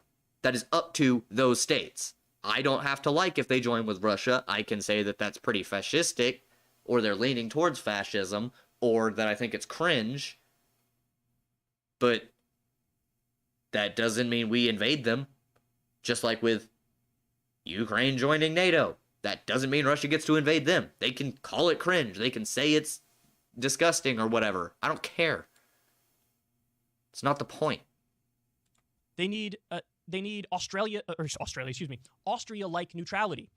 That's it. I think that's...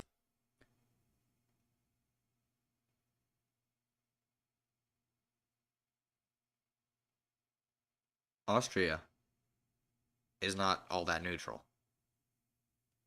You're thinking of Switzerland. But Switzerland, well, they're actually provided with, I think, Israeli guards. I think. No.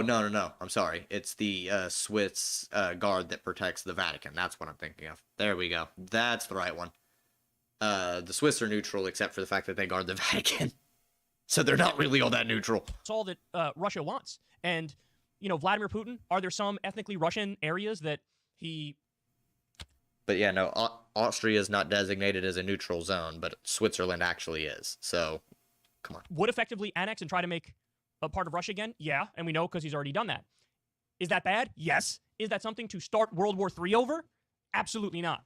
Absolutely not. Because I think this mindset, this assumption, that, well, he obviously has expansionist goals, and any deal with him is like Neville Chamberlain's deal with Hitler. I simply don't buy that. And generally speaking, the only people who buy that are people who don't have a historical understanding of the region. They don't understand the history of NATO, and people who tend to believe that the United States is always the good guy by default, always acting in the world's best interest by default. We're the world police, and the official baddie nations are just a different breed, and they mean ill for everybody. That's my sense of it, is the people who don't think these are reasonable asks and don't want to...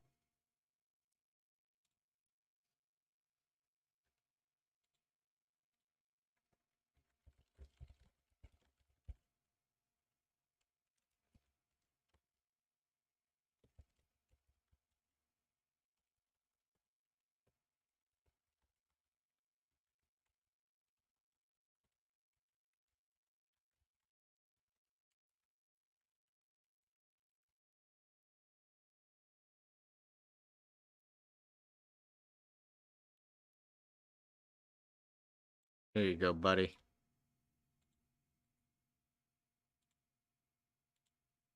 There. I just used what it said to what it translated your phrase to, so hopefully that's correct.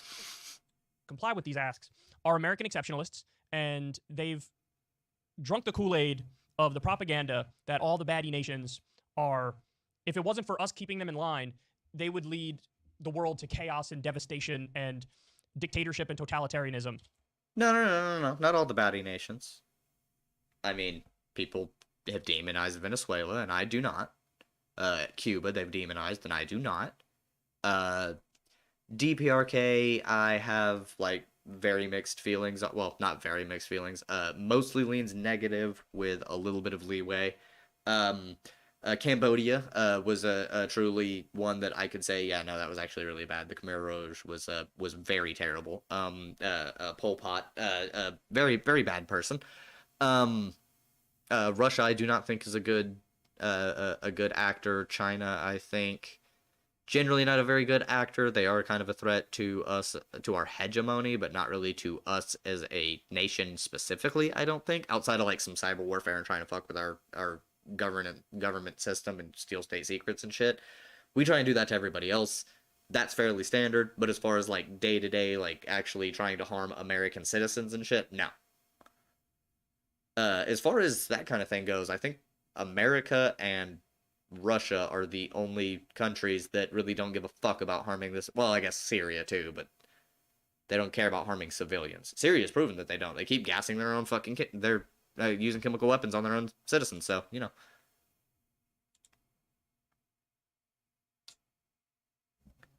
Yes, type it in Arabic. And type what you actually meant. Like, because merged really isn't, they didn't assimilate, they didn't merge, they are separate groups. Native Americans are not white, and they will definitely get very angry at you if you say that they are white. They've been subjugated. Like, black people have been subjugated in America and other countries. But yeah, no, your phrasing there was very racist. And they're the main problem, basically. I simply don't buy that. I think that's a childish argument. So look, I tried my best to give both sides of the story here. You can determine whether or not my breakdown is fair. It's not. It's actually really fucking bad, Kyle. Like, this is possibly the worst segment I've ever seen from you. And I've seen some segments I have my disagreements on, for sure. You can determine what you think would... This is worse than your, just jumping on the bandwagon with the, OPCW whistleblower thing. You didn't even read it before you jumped out and were saying that it was, that the claims proved that it was all bullshit. You didn't even read the report before you went out and said that. But this is worse than that. Ease this situation, but I really think the best thing that we could do is go back to the original deal when the Soviet Union was broken up, go take NATO back to where it was in, 1995, and just keep it there, and have the buffer states, be neutral, and leave Buffer states never stay buffer states. It's true. it at that. Now, if in that situation, in other words, if we That's where proxy wars usually end up happening anyways, is in buffer states, Kyle. So what you're essentially saying is kick out Poland and a few other countries and bar Ukraine and Georgia and these other countries that want to join the NATO. Just kick them out and bar them.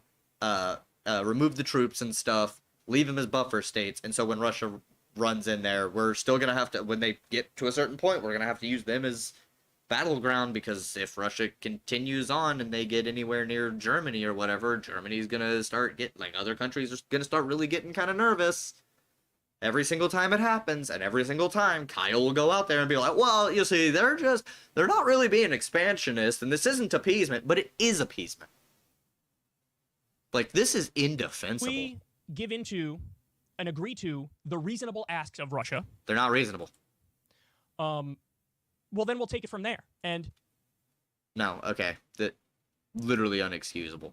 And the rest of this, I mean, you can go watch the rest of this yourself and see what you think, honestly, but this should have given, he said a lot of the same things, and I've said a lot of the same things in this particular bit, so we're not going to hash out. I'm just going to recap. Kyle's arguments here are appeasement. Every single thing that he has advocated here is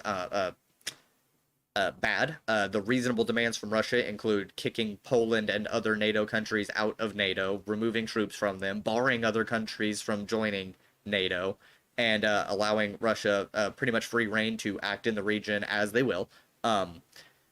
He says that nobody would allow them to expand and try and take over other countries or reform the Soviet Union, but with the logic and arguments you have put forth, you would still run defense for them, even if they were one country away from being able to do that and start invading other nations outside of that. This is a huge geopolitical influence grab. They're trying to expand their sphere of influence and gather more resources because of the sanctions and shit that we have put on them that have started really crippling them severely. Outside of that, their country is kind of running lower on other resources that they use, and with the sanctions and other such things, they are unable to get some of these resources, so it is also a bit of something that involves their material circumstances. The best course of action is for them to drop their stupid demands about NATO, because they're completely not going to happen. They're completely infeasible, and they know this. They're just putting out those kinds of demands because they think that they can use it as a way to go, well, see, the U.S. is completely unreasonable, and so we have to take over Ukraine. If they did that and, agreed to backing off, but not adding on some other demands, as opposed to just having us stop with our military exercises close to their border and removing the missiles pointed at them, we could do both of those, and they could add on demands to lessen some of the sanctions to allow them to get access to critical resources, because we're really just hurting their population. It doesn't hurt Putin. You could cut Putin himself off from things, but he's an autocrat, so he has control over everything in the country. You really can't harm him. All you do is harm the citizens of the country with things like sanctions. So I don't like them because he doesn't suffer. He's an autocrat. He doesn't suffer from sanctions.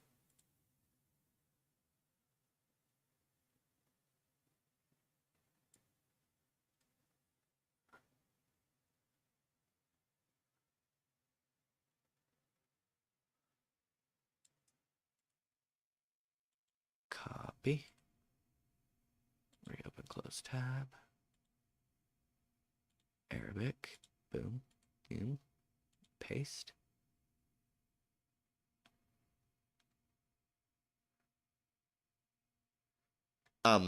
Well, see, the thing is Native Americans actually didn't assimilate into American society. That's why we have the reservations, and they are still fighting for land back and their own fair representation on things. Which I think they should be fighting for more than just that, but, you know, this is kind of the way that things work. So keep that in mind, Camel. Things are very different over here. But no, they did not assimilate into American society. Some of it was forced integration, but they didn't actually.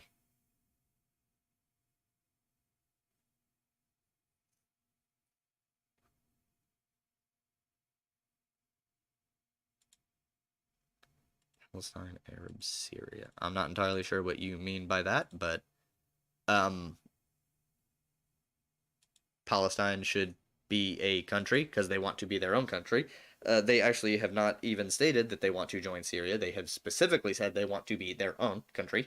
So we've got that for one. Actually, for a lot of things. Anyways, yeah, no, Kyle's analysis here is absolute fucking dog shit. I'm really disappointed in him on it. I think that's gonna wrap up that.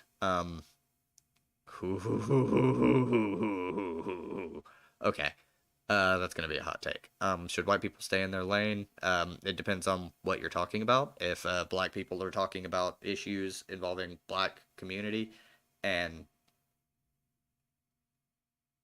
actually, I don't know. If there's some really bad ideas, I do think you should be able to challenge them regardless. I don't think it should be a, oh, well, you're white, so you can't speak on it. It's like, well, hold on now. If it's a really bad idea that you're putting forth, then maybe it needs to be challenged. But, yeah.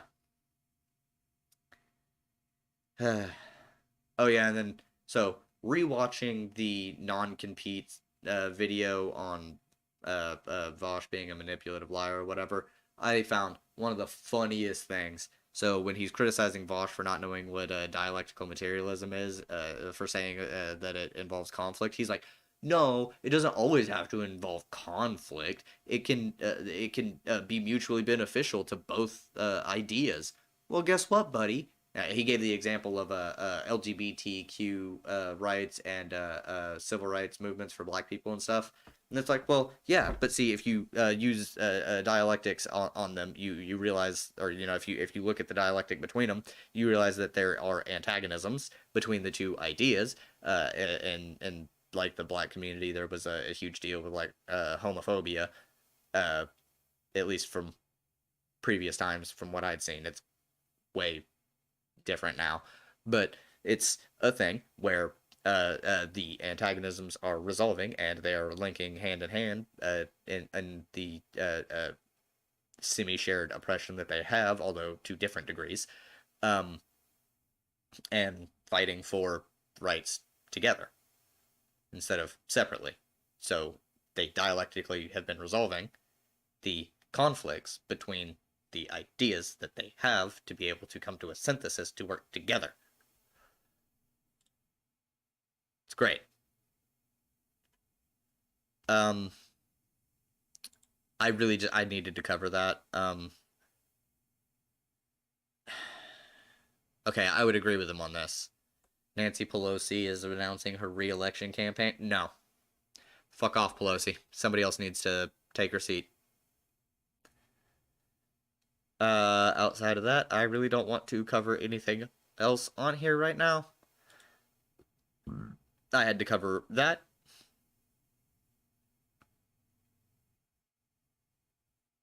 History in the Texas synagogue. Did anyone care about this? Of course they did, Eris. At least I did. Did I talk about it on stream? No. Other people did. Like you, who's a much larger content creator than I am. With your 16.4K subscribers, which, matter of fact, I need to beep. So, yeah. See, Kazakhstan was built by Soviets. apparently. The Marxist project. Yeah, they're probably tankies. Yeah, so, okay, politics done. Politics is over. 2 hours of politics is enough. It's fucking 6 o'clock. I'm starting to get hungry. So, minimize that. Oh yeah, Jesus.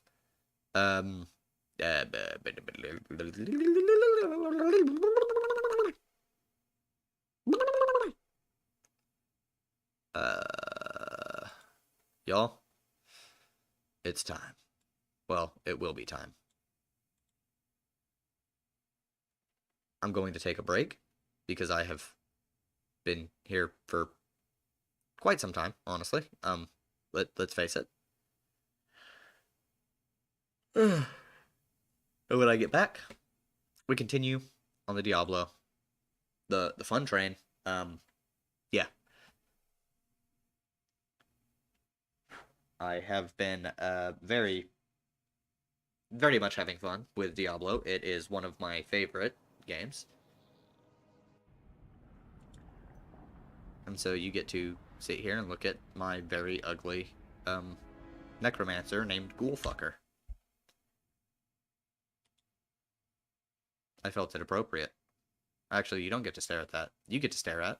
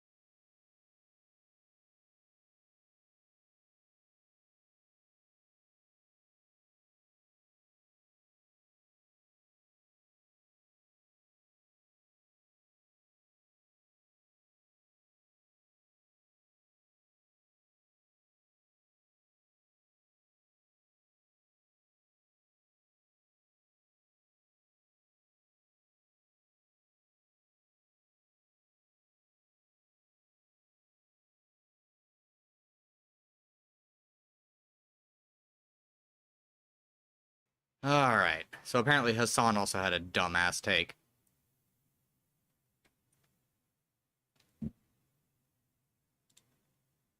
But it's fine. It's fine. We don't need to go over it. We need to play video games.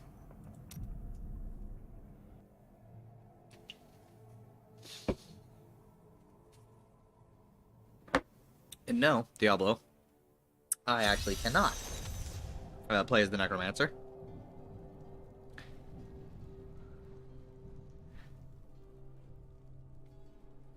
I would definitely date a taller girl. I'm not very tall, so... How am I not following Cherry?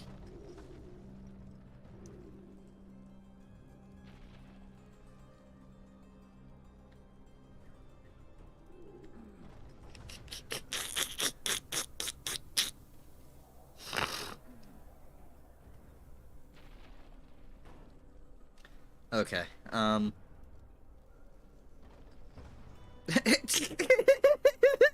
okay.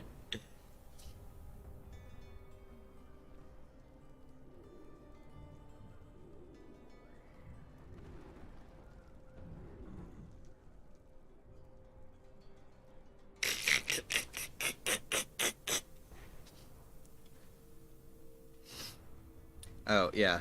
If,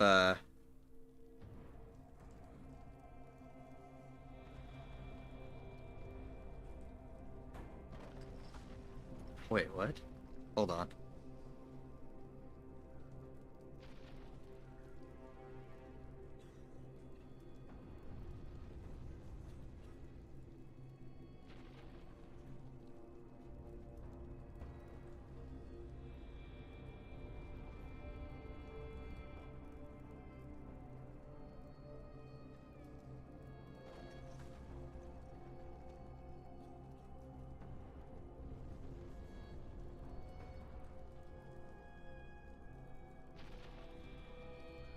When virtue tarries, evil smiles. Wow, okay.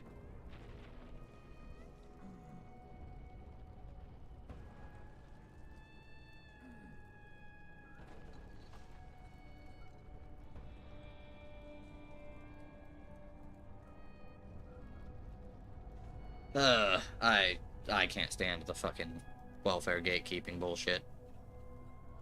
Can't stand it. I can't stand it. And y'all, it's cold outside. I don't like that. I really don't. So. 2 hours. Camel couldn't even wait around for that long, huh?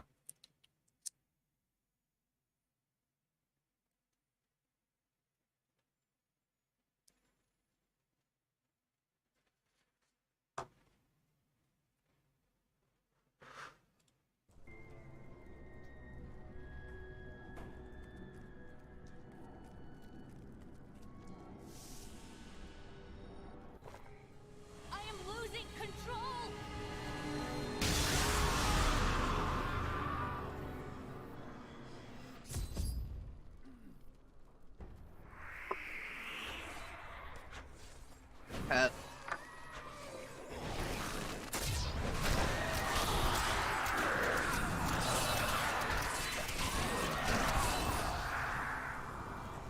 The Soulstone seems stable now. The demon's rage. Yes, but for how long? Our time grows short.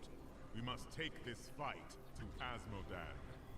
Then I will go to the battlefield and find a way to Ariat Crater and to Asmodan.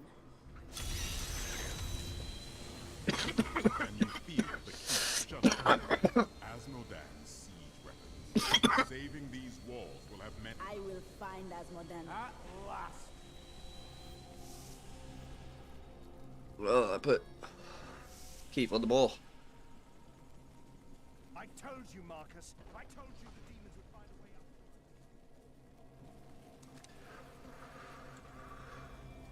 up. This shit just keeps burning.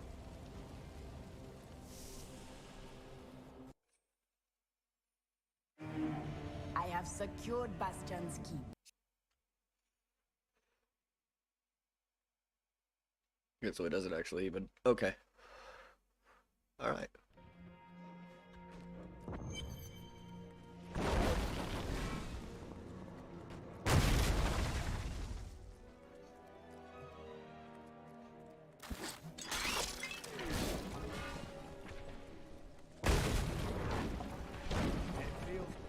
Oh fuck. That's gonna set in. Massively so.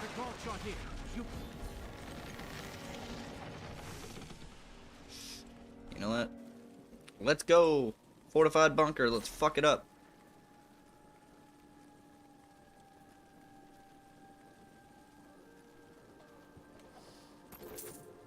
Maybe at some point I'll find a...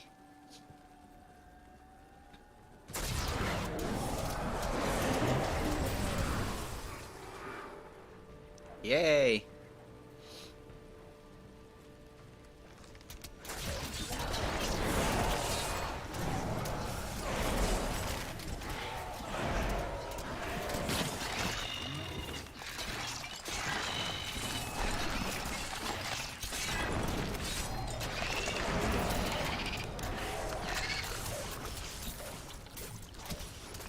Fuck them up.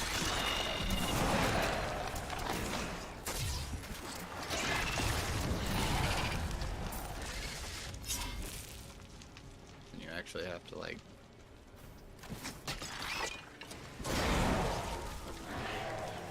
maneuver around semi-intelligently.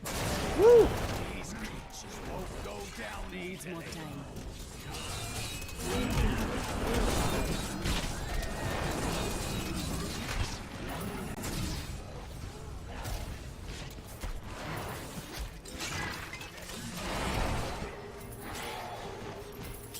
Could we find more like that?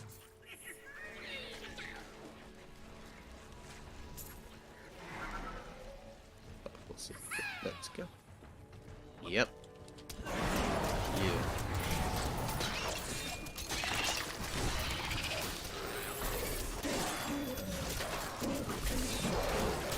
Strike is true.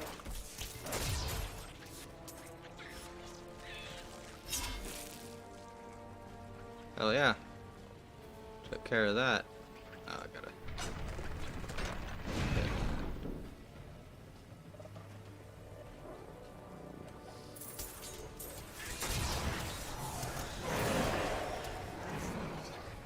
Things came from there.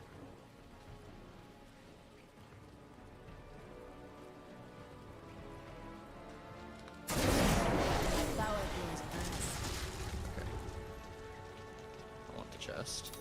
Don't care. Not great loot on that.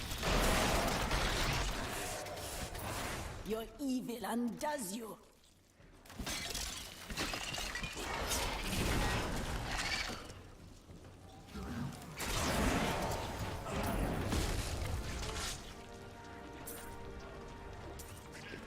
Crystal.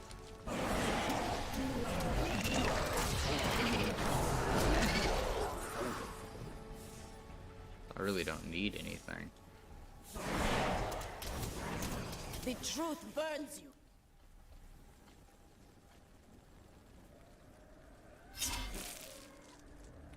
This is Godslayer status. I just throw abilities at people and it's fucking gnarly. Everything dies.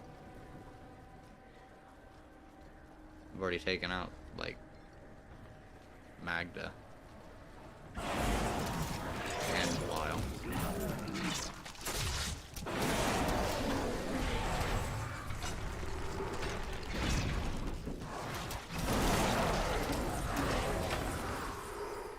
Wow.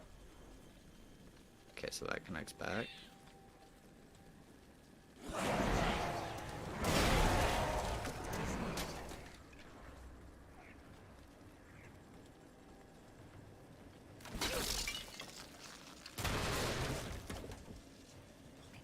Okay. Nothing all the way back here. And I don't have all the dashy abilities that my monk had.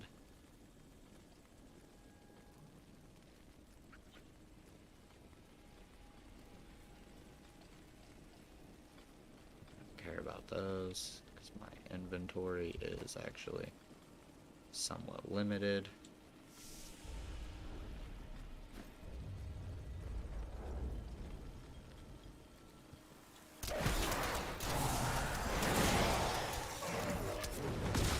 That's it. That's all I gotta do.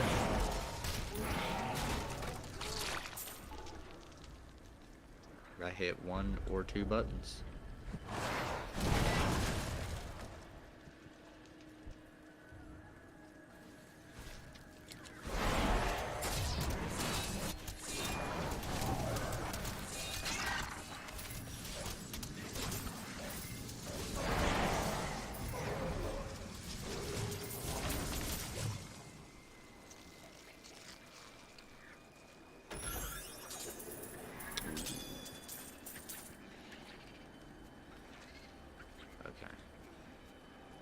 Pick up the yellows. I do not care about blues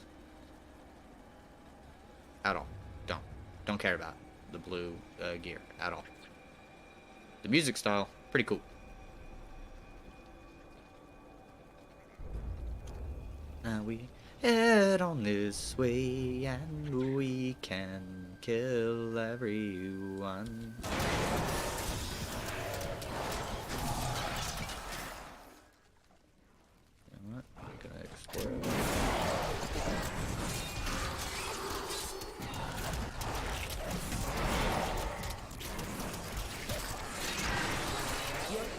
Undoes you.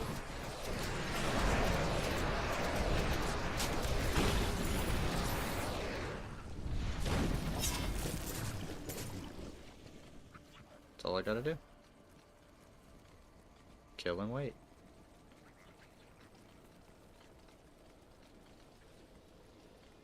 Got a speed increase. I need to utilize it.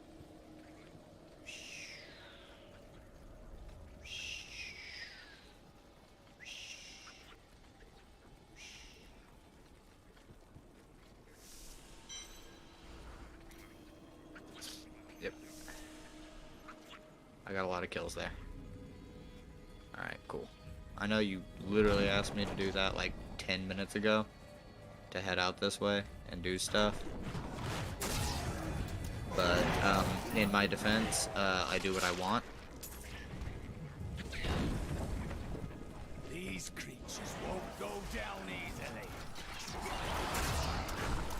Go get 'em.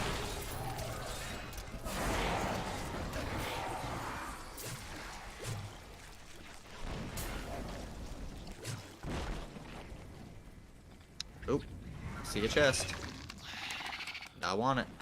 Make them beg for mercy. Hey, go up there.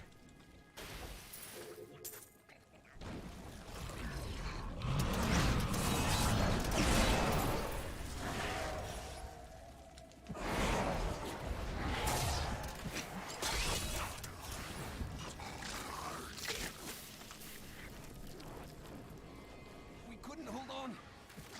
There was just too many of them. Men are losing hope. The demons' numbers seem endless. They come at all times, day or night, and no amount of casualties we inflict slows their advance. We need reinforcements. We need help.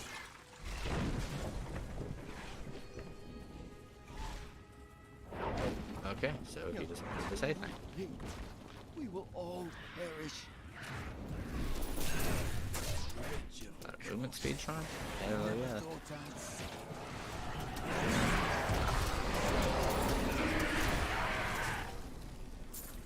Get fucking wrecked.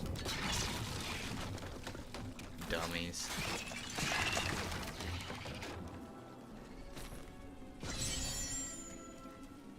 Of course.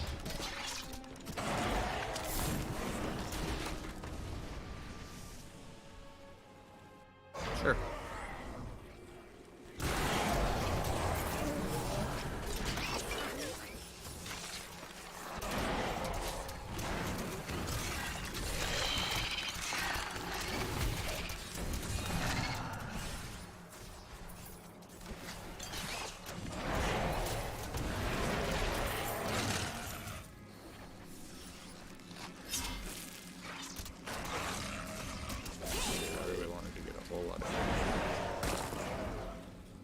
that didn't happen. This game doesn't want to just throw all the enemies at me.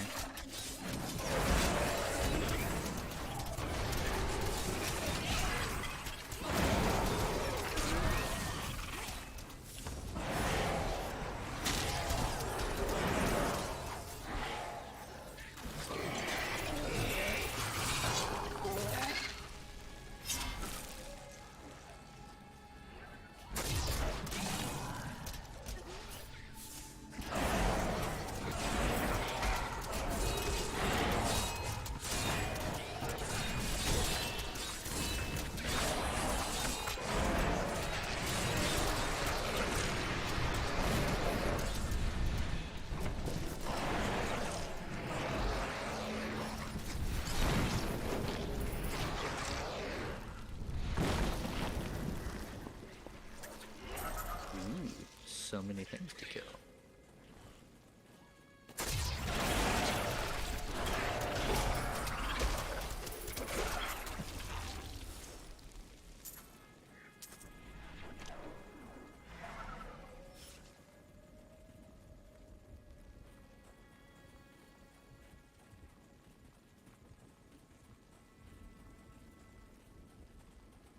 With what kind of roll?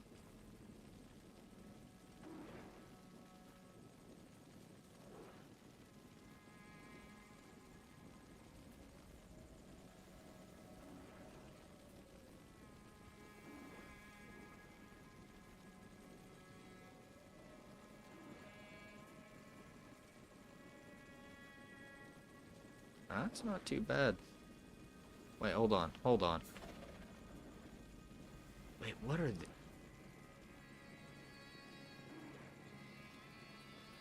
Holy shit. Okay, that's cool. They did expand the game, which is nice.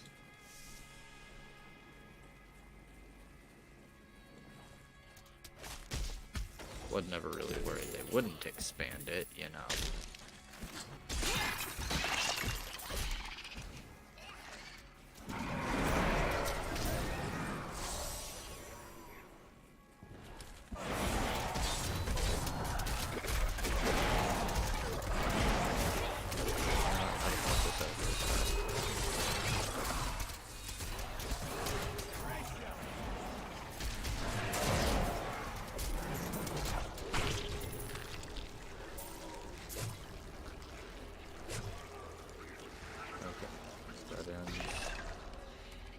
That.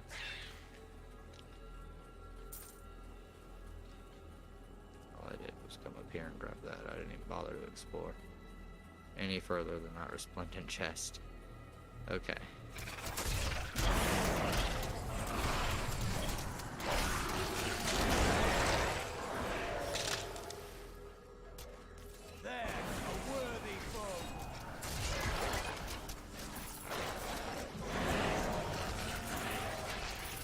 I gotta do. Literally stand in one spot. It's great.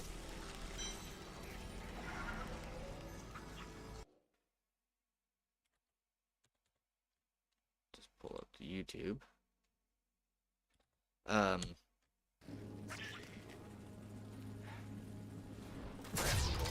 Ooh, so many things.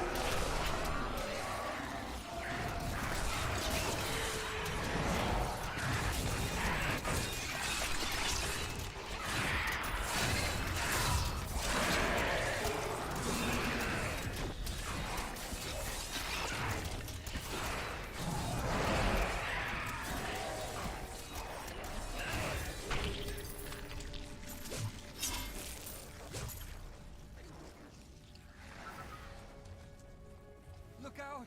They've been circling for hours.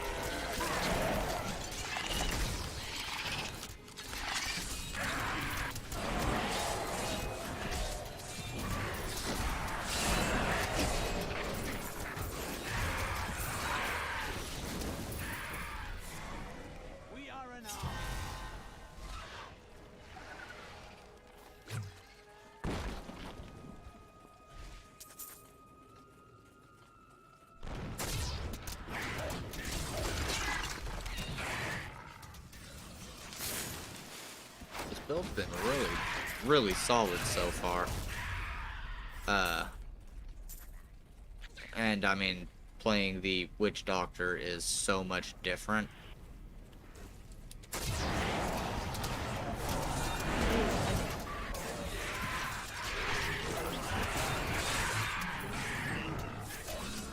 Get to killing. I cannot carry more.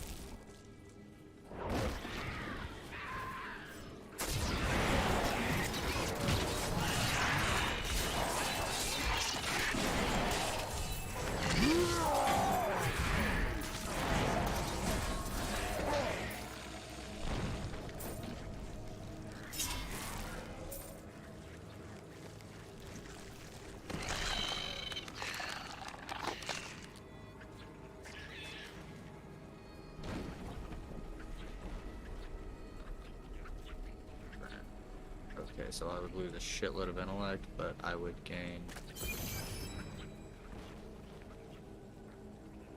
Don't care. I have the homing pads. 130% on my spirit barrage. I have...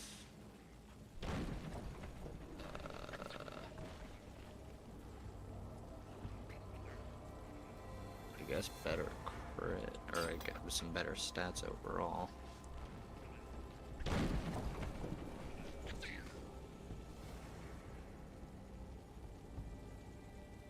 Hey look, just a strict upgrade on the boots. Wall of Death, huh? I don't know what that is. So, as far as this stuff goes, I've only... God damn it, I've only picked up... Oh, fuck that, I don't care. I'm gonna wander by it later and try and pick it up.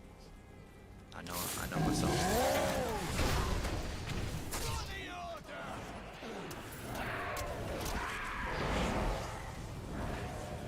Here we go.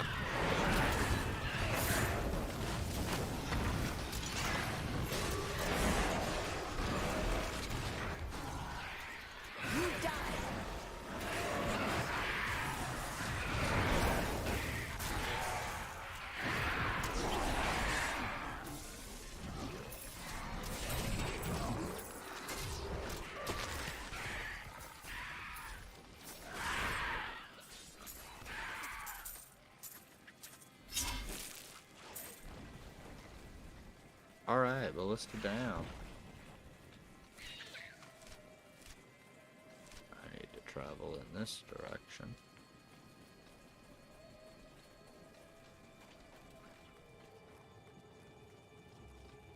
Yeah, it's just a big fucking hole. Maybe it's a worthy foe. They're not really worthy.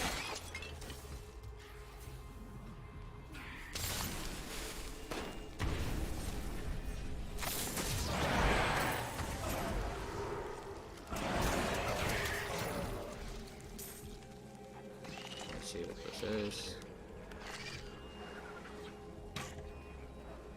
Don't care.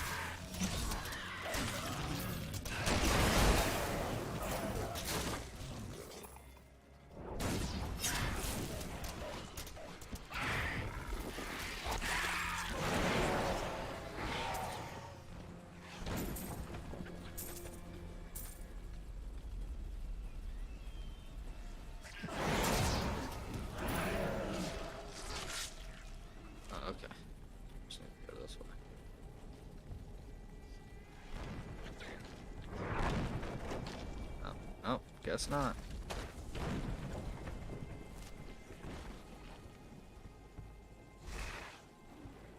Wait. Okay. Arcane dust, we'll grab. Well, if I've got to go find another place anyways. Might as well go salvage a bunch of shit. So. Not swapping out any of that stuff on me. Repair all my equipment. Get rid of that. Get rid of that. We can get rid of that. We can get rid of that.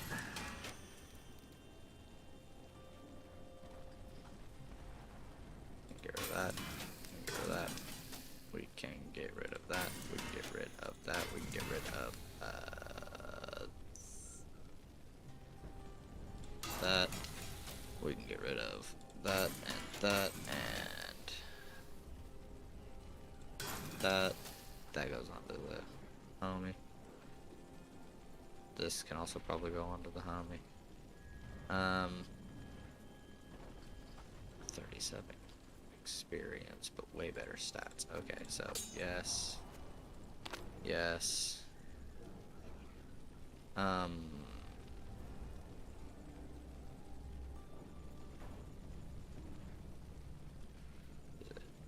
Oh, yeah, okay. Oh, it does say it on the... Okay, well, I'm just gonna get rid of the rest of these, I don't care. Go, go, go, go, go, go, go, go, go, go, go, go, go, go, go, boom, F, boom, boom, boom, boom, boom, and boom, boom, we're good. There we go. Now I have room in stash. Place all my gems in there. I can go and make more later. And I just head up this way. Through my path of destruction.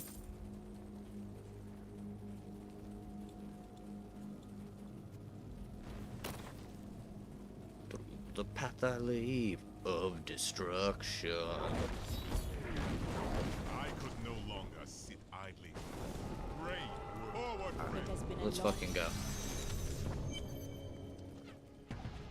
I have Imperial.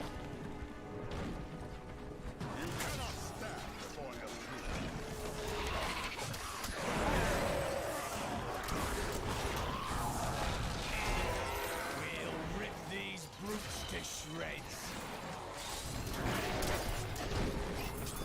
A worthy opponent.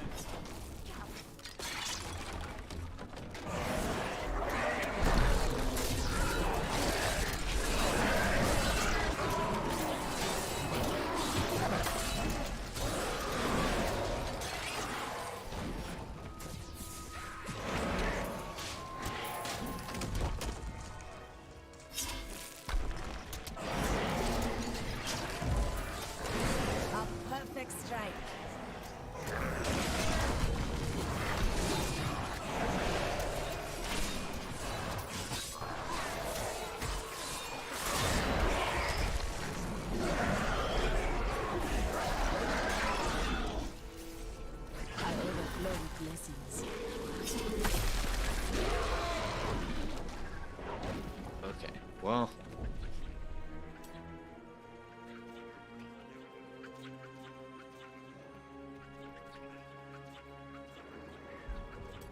Okay, I don't really care. That might be a thing. Zombie dogs, don't care. Okay, so I got a new X, gain armor after horrifying horde, and summon a giant toad that don't care. We go there.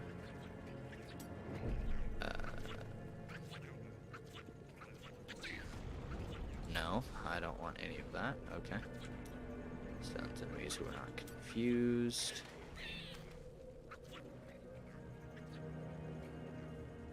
Additional spirit, seek out and damage nearby enemies. This already I get from my thing. Gain mana, gain life. That might be good later. Don't care right now. Explosive beast. Okay, and then Big Bad Voodoo gives me Slam Dance. Okay, well, we'll just go with the Fetish Army still. Ooh, what do I get here? Poison Dart, Flaming Dart, okay, don't care. Did I get any new? No, 45, which is next level. So I get stuff all the way up to level 70, which is nice.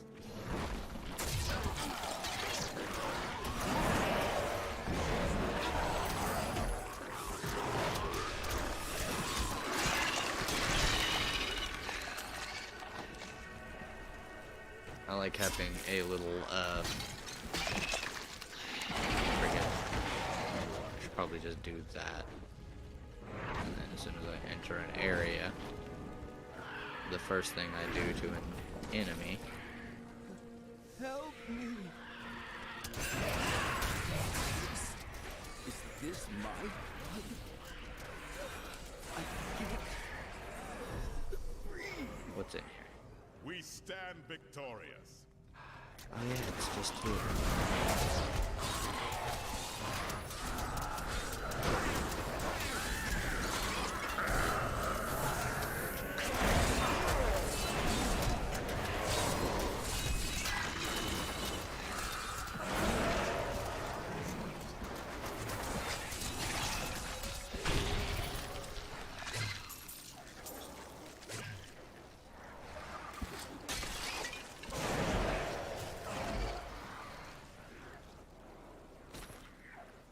'Alright. We did it. They're all dead. Can't do it. You're already dead. Yeah, you're dead.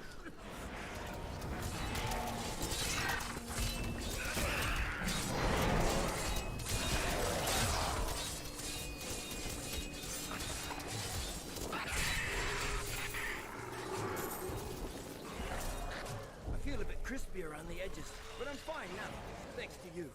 Let's go!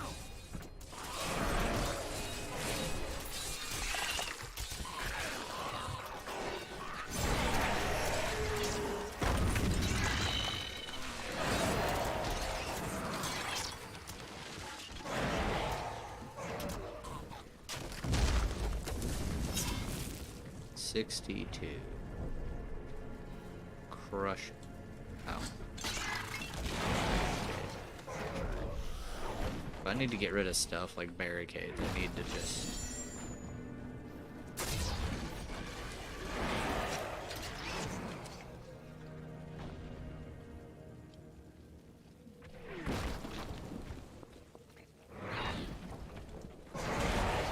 Good to be back on the battlefield. Find the demon at the 88 DBs. Eldruin will destroy the demonic seal protecting this gate.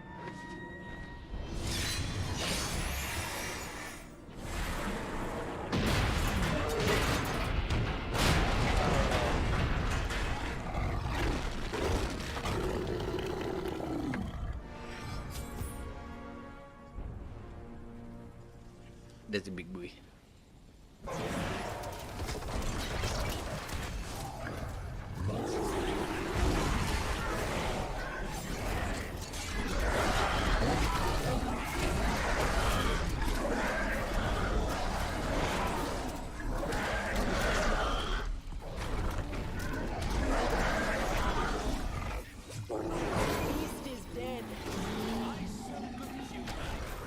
Get ruined.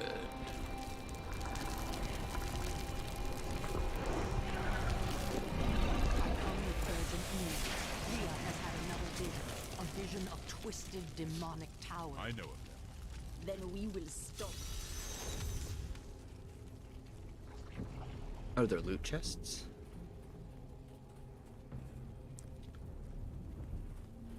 No, there's a big fucking area to run though.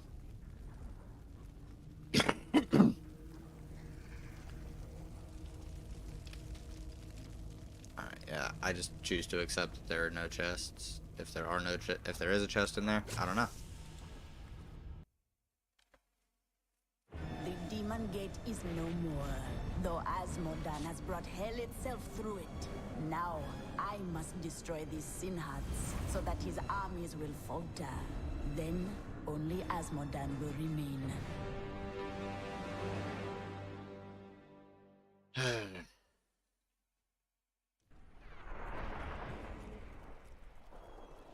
You've killed one of my playthings. Now, you have my undivided attention. I don't like the sound of this,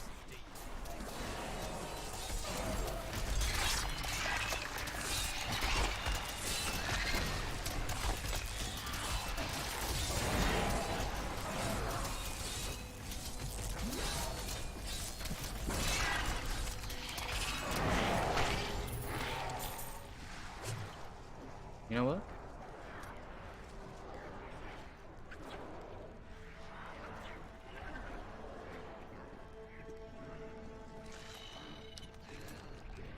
I don't think that that's the way I want to go. I want to go with this.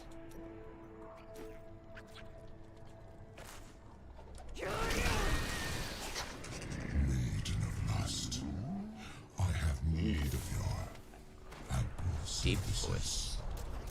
Drag yourself out of whatever corner of the burning hells you lounge in, and bring your daughters with you. Be wary. The enemy has proven to be both cunning and strong. But the mortals have always been easy prey for you, have they not?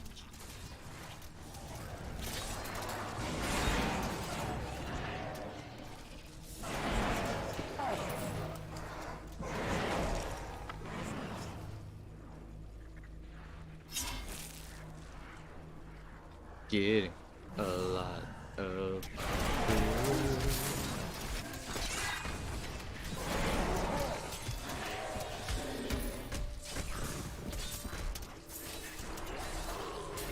See? Look at that.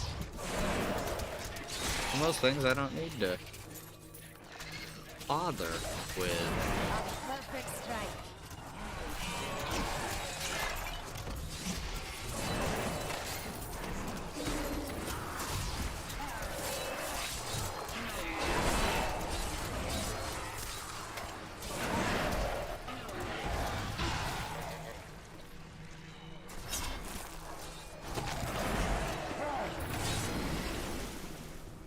I wish I'd have kept that one.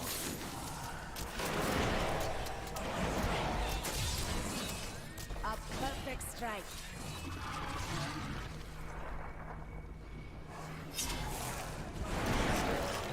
always wanted to fight some of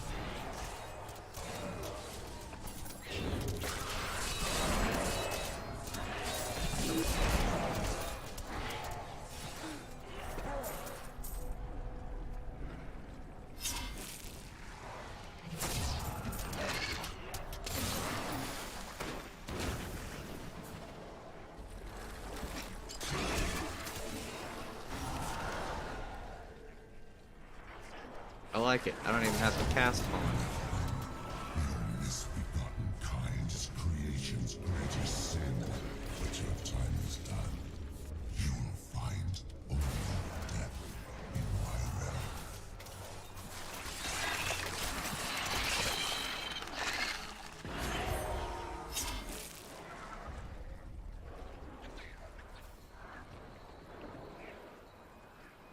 These poor things live in eternal torment. Hey.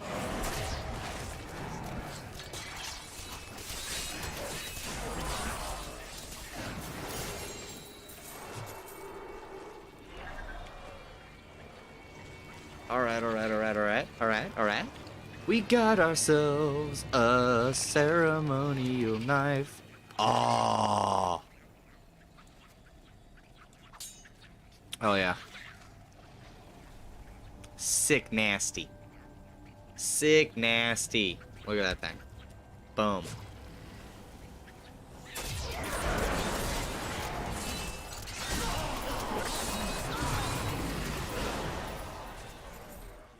Do you see that? It's so fast. I like it. It does things so fast. Oh, you've met my daughters, I see. Are you enjoying their company? Your daughters? Who? Succubus. You're Okay. an extraordinary one, aren't you?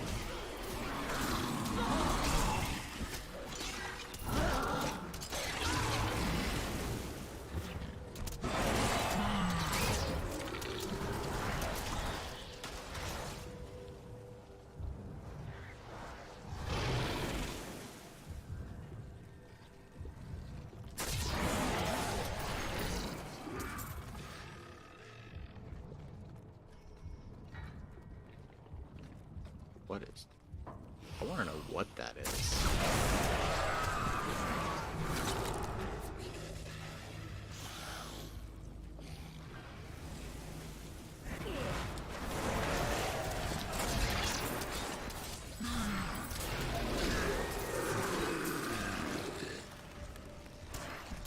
Yeah, I could actually even probably cast a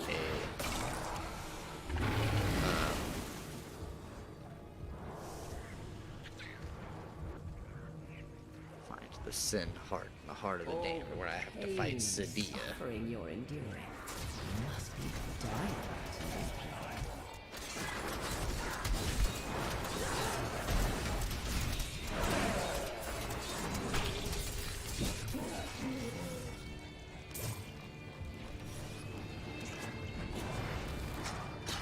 That's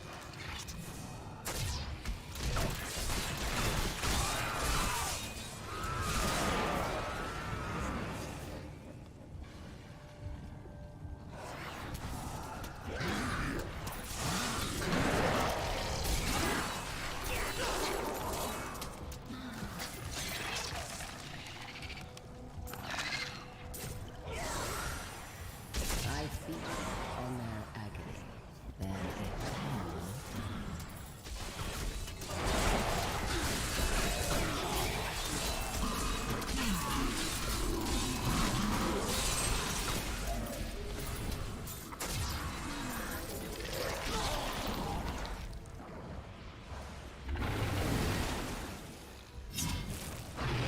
Chains tear at their flesh. Hear their screams. Such sweet. You are so eager. I suppose I should introduce myself. I am Sadea, maiden of light, consort of Asmodee.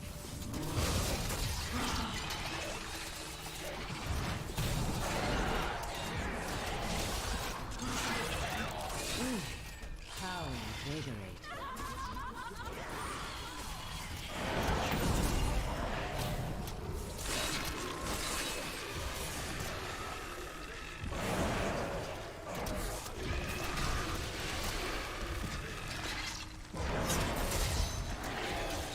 I can feel the blood hemorrhaging from the Sin Heart.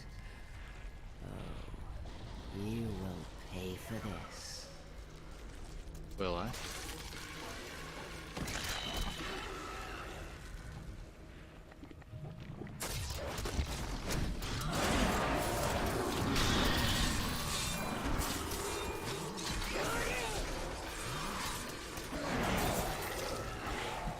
These creatures won't go down easily.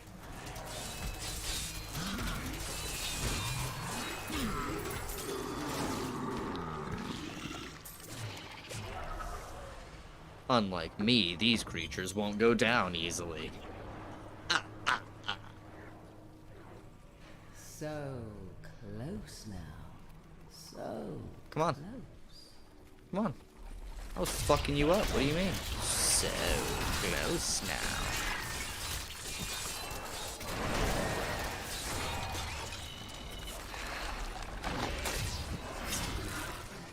Get fucked.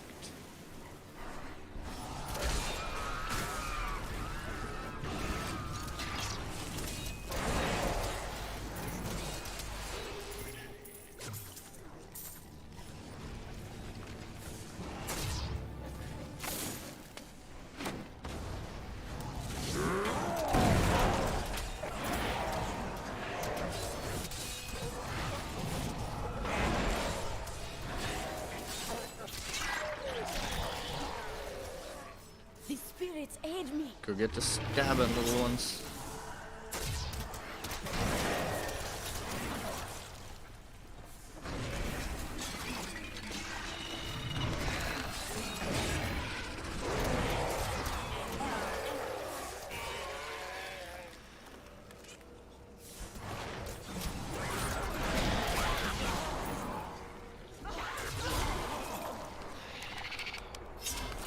Let's go this way.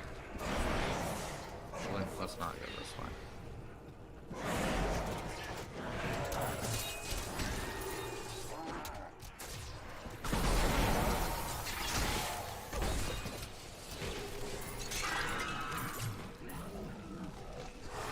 That was a worthy foe. Glorious.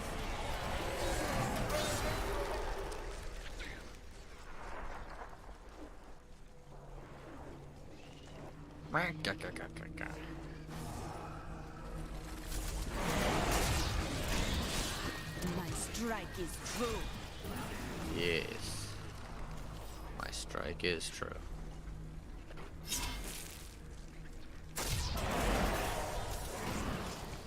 It's really hard to miss when I'm hardly doing anything, and it's mostly the reincarnated things that I've got zombie dogs and fetishes.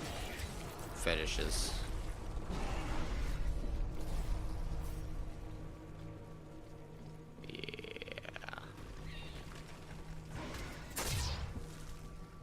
Just kill it already. Kill it. We have to kill the demons. It's kind of our job. We were asked to save the world. We're kind of trying to do that. What is? Okay, it's just lava blowing off the side of the thing. Alright, so I guess it's this way. Alright. Okay. I see.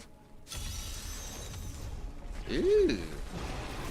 Hell yes.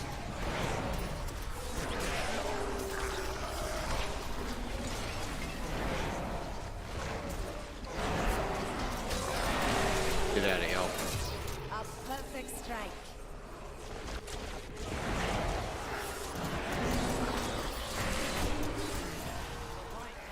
Stronger within.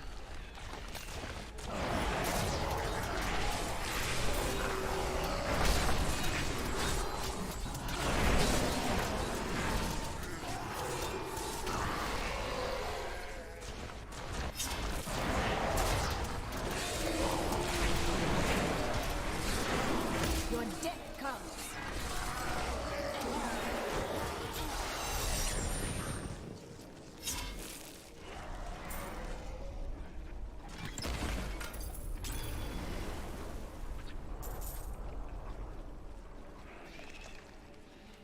Not even 100 gold. Sad times. Alright, hopefully this is the path that I need to take to get to this fucking Tower of the Cursed. My strike is true.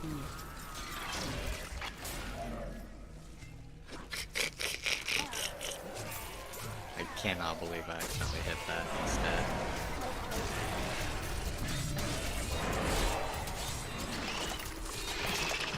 Oh well, guess it doesn't really matter.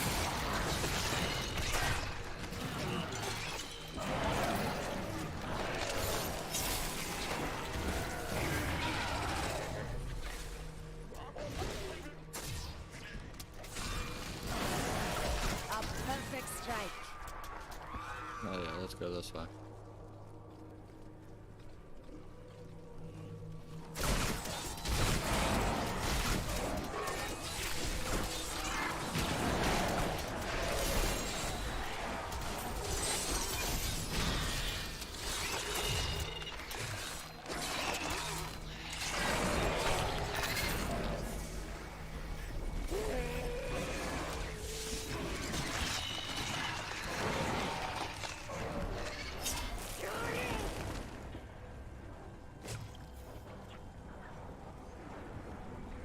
Got me a sword. Sword.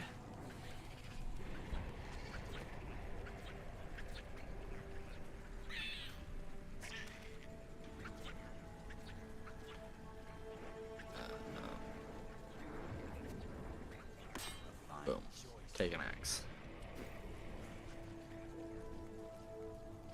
It's gonna go that direction. This is probably gonna also lead off in another offshoot. Yeah.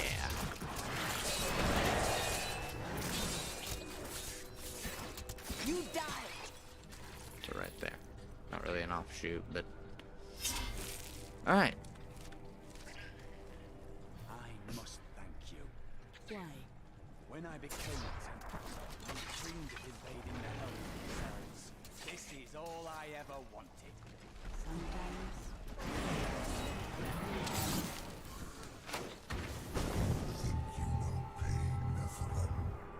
You think you know anguish?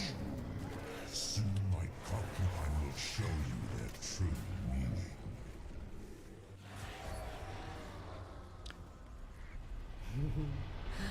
I do hope you're not in over your head. Hold your tongue, demon.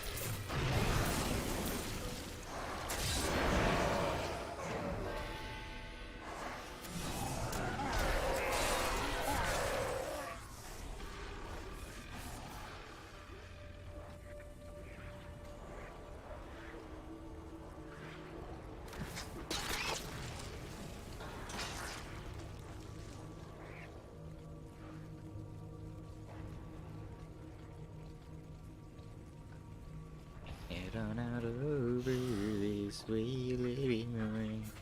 Over this way, living room. The spirits aid me.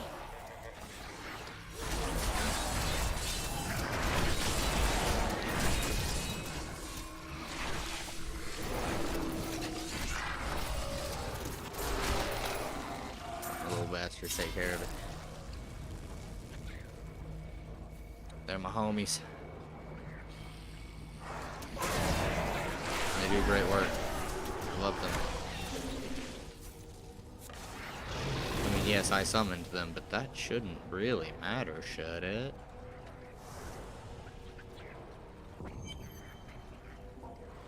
You're so close now. I can almost feel your breath on my skin. The anticipation is...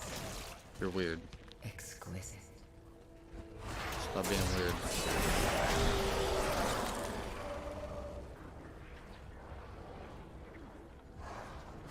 I don't like that. That felt harassy to me. Harassy Degrassi.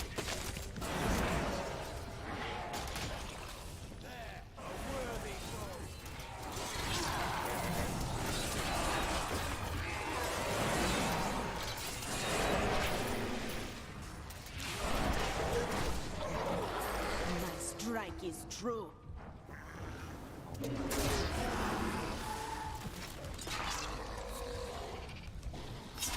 I'm too strong. I can't be stopped.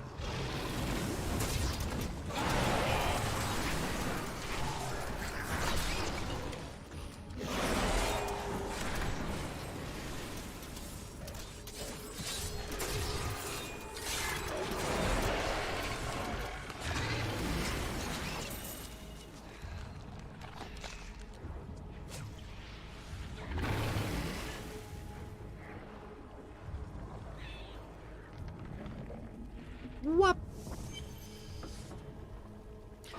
Are you ready? We're gonna take on this ass. They keep sieging the city and I don't like it, so we're gonna go and kill them. They're a demon, so it's okay. Tired of all this running bullshit. That's fucking weak sauce. Alright, let me check chat. Wait, hold on. At that time, Nazi Germany held the Olympics and had normal relations with most countries. They had non-aggression pacts with a lot of countries. That's true. But also, no. Religious leadership is cringe. Yeah, I agree. So who cares if they had relations with Nazi Germany? I wasn't saying with Nazi Germany. I didn't even talk about Nazi Germany. What are you talking about? I said Switzerland. And the Vatican. Not Nazi Germany. What the fuck are you talking about?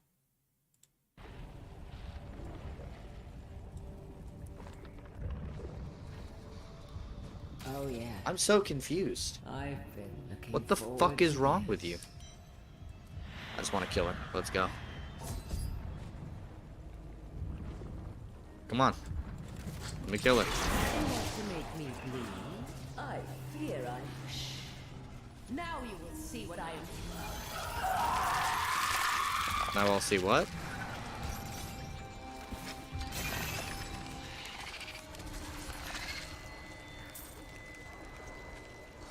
What will I see? Fucking stupid ass. Yeah, you thought. You thought. Now. Meanwhile, because I know this is going to be a lot of stuff. I am returning to town. Yeah, you fucking do. I'm gonna go drop off this knife. Because it is just, actually it's a sword. Take a dope ass sword. Let's go break down a bunch of shit. Wait, hold on. Bracers, do I have any?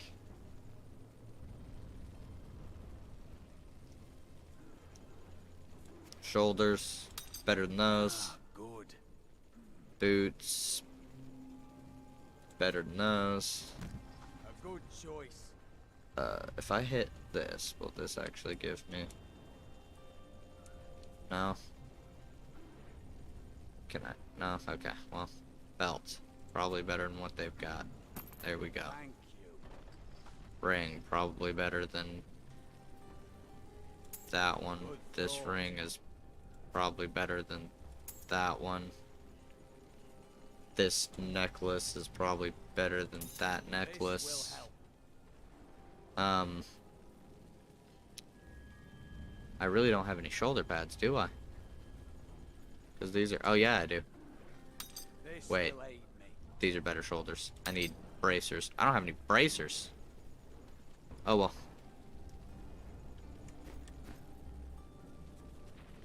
Salvage. Get it out of my sight. I do not want any of this garbage in my inventory now. Please take it away from me. Alright. Boom. Cool. Let's go kill Asmodan. Easy peasy lemon fucking squeezy.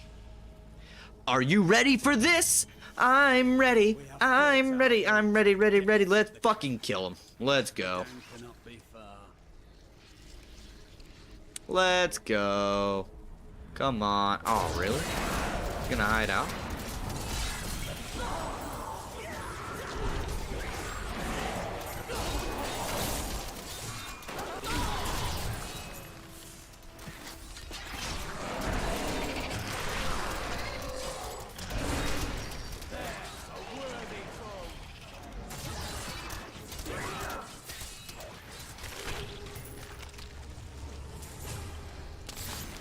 Dude, it's almost a liability to blow up my fucking doggos.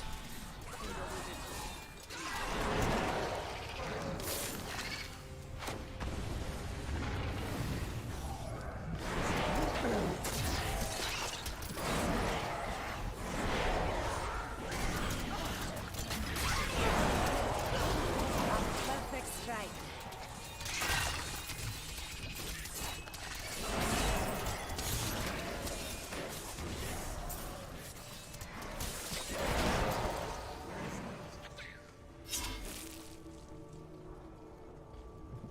Yeah. Don't stand against me. What are you thinking? perfect strike.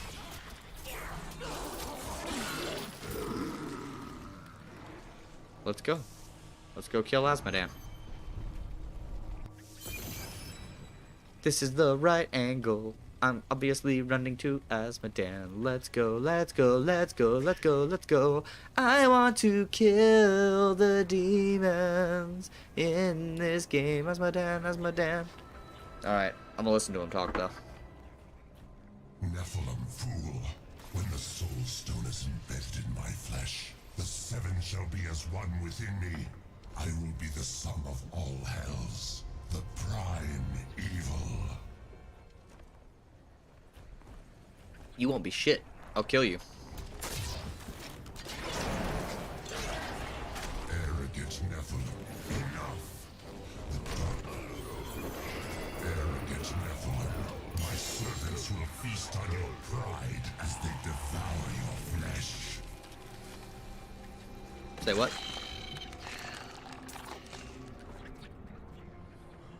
You say what now? Your what will do what on the what? With my what? Trap Asmodan's essence within the Soul Stone.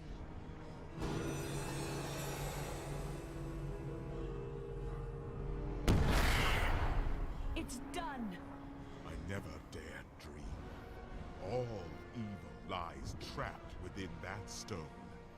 Once it is destroyed, the eternal conflict will finally end. Destroying the stone is no simple matter. There are rituals to consider. We must return to the keep and make our final preparations.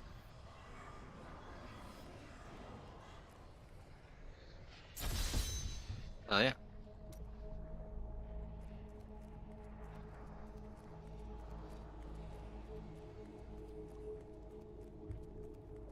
No treasure chests at the end or anything? I mean, I know we dropped a lot of shit, but... You know, I was hoping.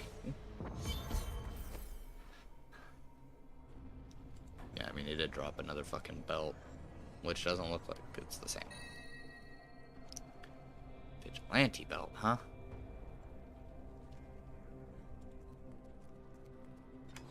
Beep, beep, beep, beep, beep. An incredible victory. I knew Asmodan could... Where are Adria, Leah, and... They're all in the armory, no doubt. No doubt you should celebrate with them. You should go and talk to them. Oh no, they're not in the armory. Where are they? There's a bunch of death. Adria, when did you decide to betray us? 20 years ago, a great and terrible power drew me to Tristram. But Aiden, Leoric's eldest son, defeated that power and sought to contain it within his own flesh. The Dark Wanderer. It was Diablo I saw within him, and I pledged myself to his service. Now, at last, his grand design comes to fruition. Fucks up Tyrael. Dear Leah, Deckard always suspected your true father was Diablo himself. And now, my daughter, you shall serve as his vessel.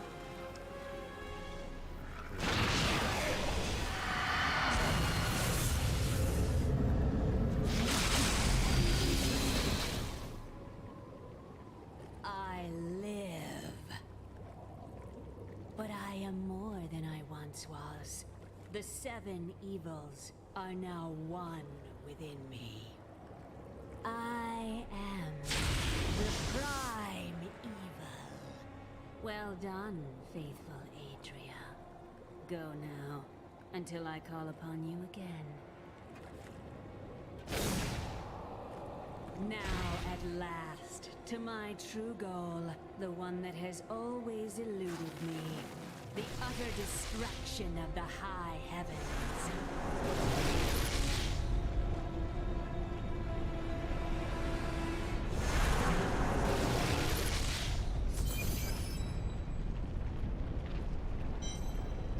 guys don't want to travel to the next act?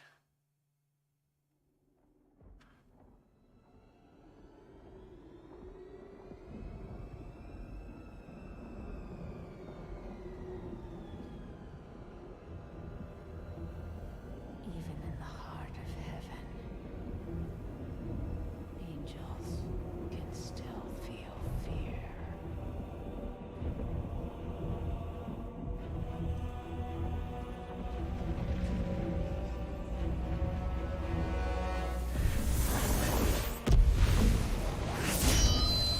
This is the coolest cutscene in the entirety of the game. My old enemy. You cannot hide from me, no matter what form you choose to wear. Let your true self be revealed. Diablo.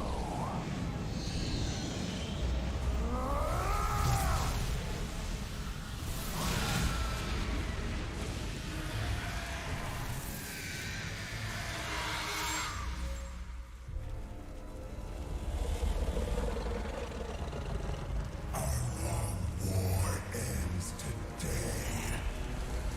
Imperious.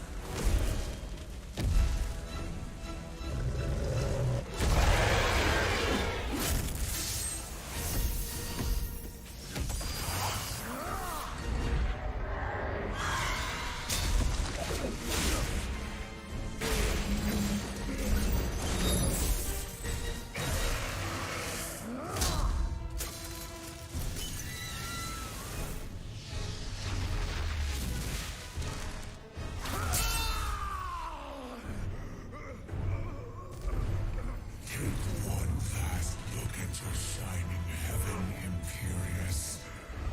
For soon, nothing of its...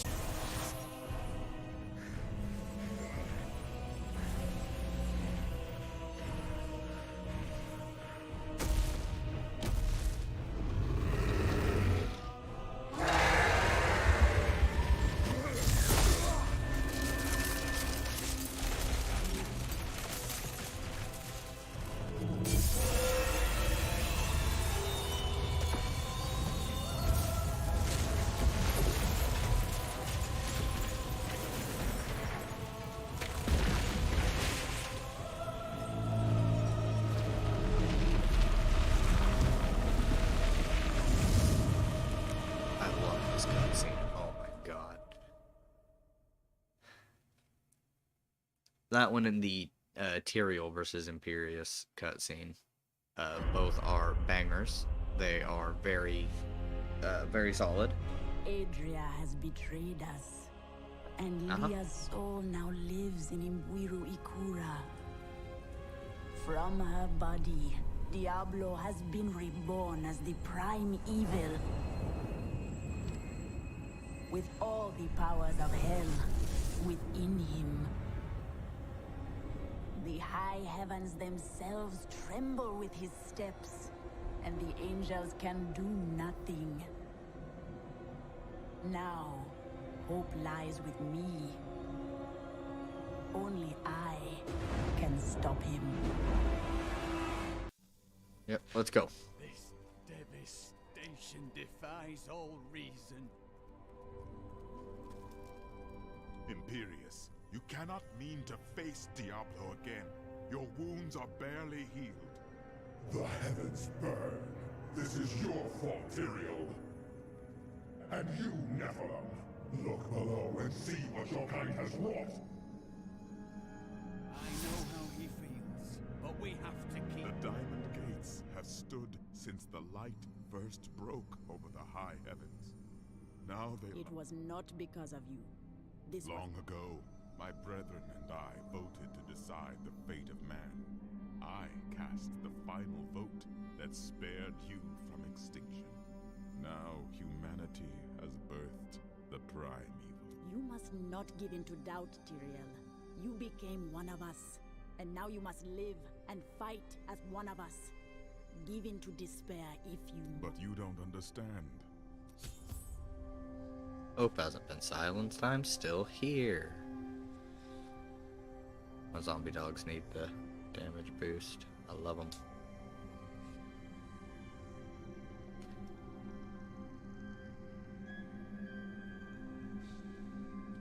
Brood of Iraqi.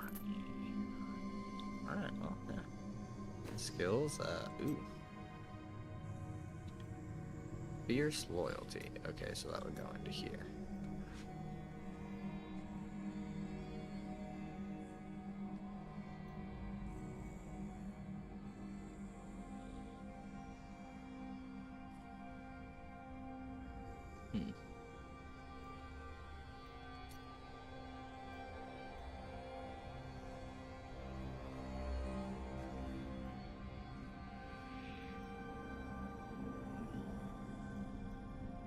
Didn't matter to me.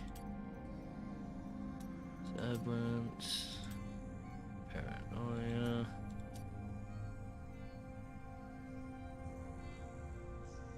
I like the decreased cooldown.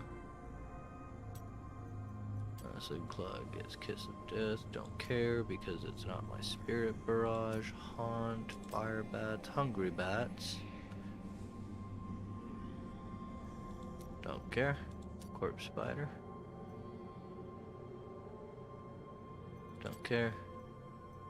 Don't care. Okay. I think we're good.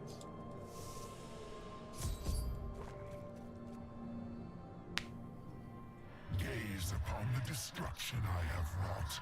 It will be the last thing you see. Iskatu, destroy the Nephilim. I do not fear you, Nephilim. You'll find only death in Who the fuck are you? I don't even know who you are. You're green.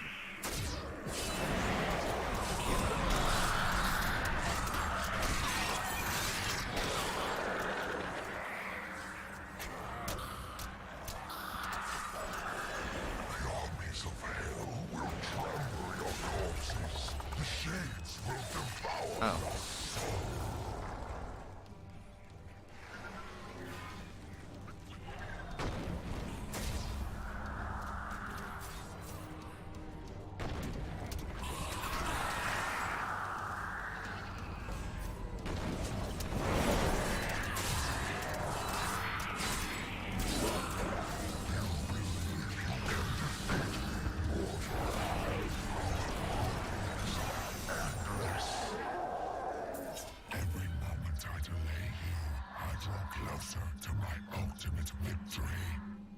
Yeah. I'm gonna get the ultimate victory. Yeah. Shut the fuck up. I am Ethereal, Archangel of Fate. It is my duty to record what is and what will be within. Then my destiny is unknown and can still be written. Perhaps fate can be changed. Quickly then. Archangel the Pope has been captured by Rakanon, Lord of Despair. Alright, well, let's go fucking wreck him.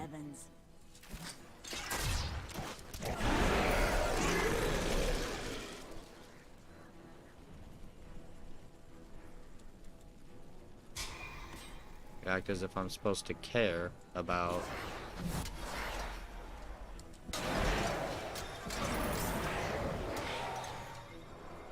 any of this being a thing. These creatures won't go down easily.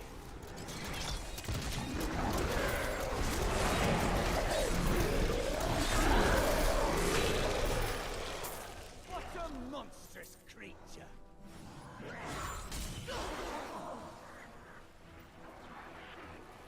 Willing to bet that if I just wander around, I'll find it eventually. It seems I cannot pass it. Seems you cannot pass this way. That's true, you can't.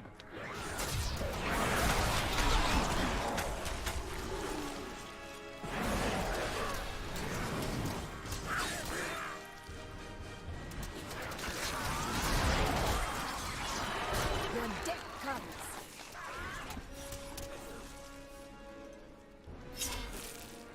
Look. I did it.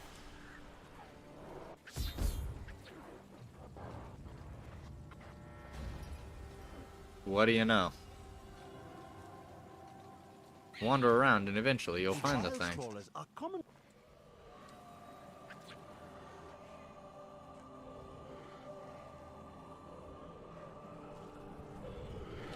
You think yourself free from the chains of fate, Nephilim, but all will be Pyramid Head knockoff. Wanna be Nomu. Come on. Come on. Let me fucking goatee you on camera. Let's do this. Get ruined. You know what? Here. Die.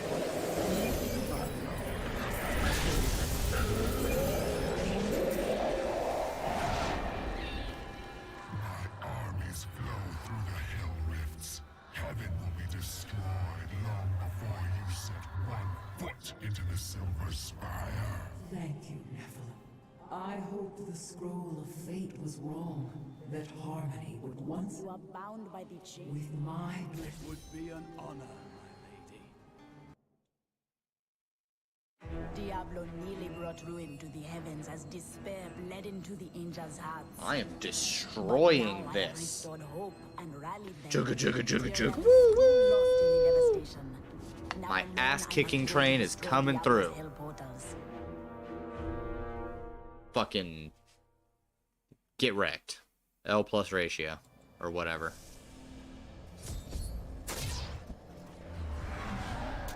Corruption was strongest to the northeast. Your death comes.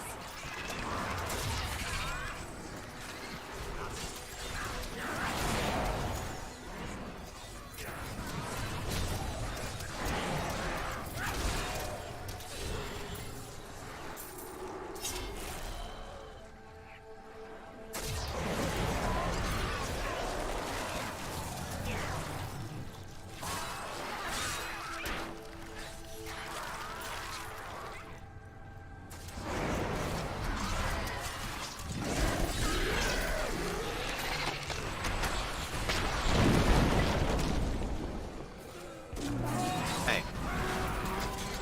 You realize I'm gonna fuck your dad. It's true. Many people are saying this. Many people. The truth now. I will be victorious. Look upon these gardens. Now they see. By the light, I never wanted to see this demon squalor again.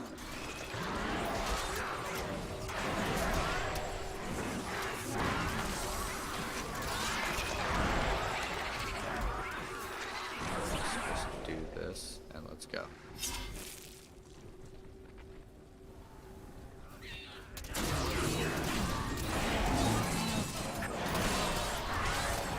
The spirits grant me blessings. If you destroy the Oculus, my hell rift will consume you.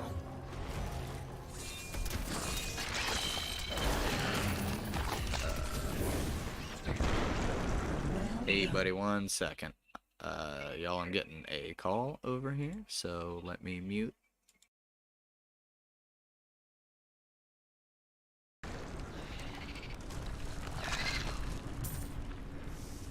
That is not the only hell rift. The flow of my legions will not stop.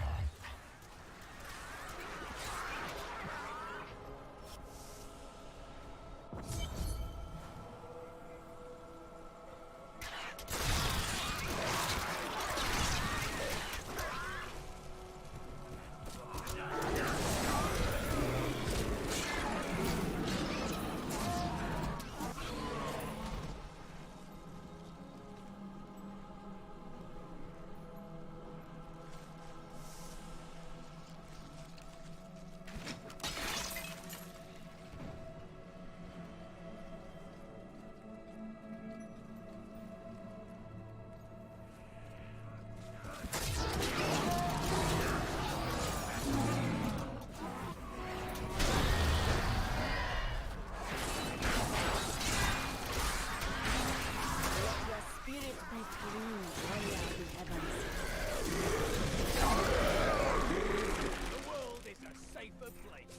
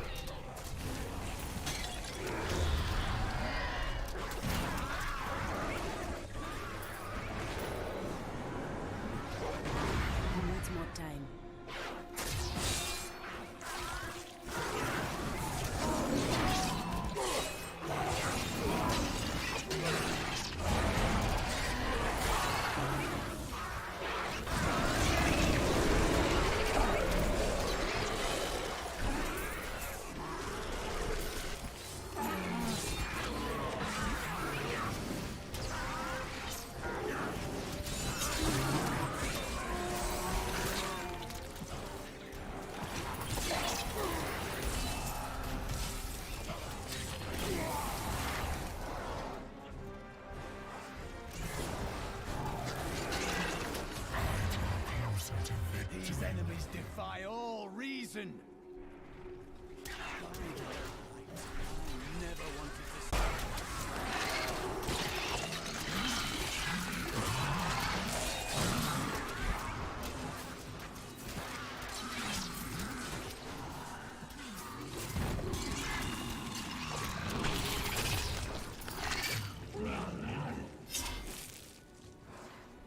You think to destroy the Rift Oculus? My beams will tear you apart. The Hell Rifts are closed. You have far exceeded my expectations, Nephilim. But there is not a moment to waste. Quickly, you must make your way to the Silver Spire. The Hell Rifts are closed, but it is of no matter. Soon there will be nothing left of these high heavens. All creation will be the realm of terror.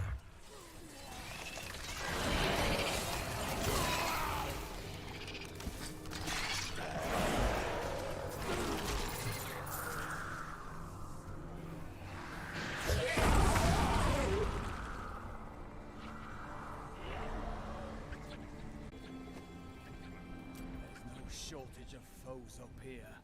Diablo works quickly. We will be ready for them.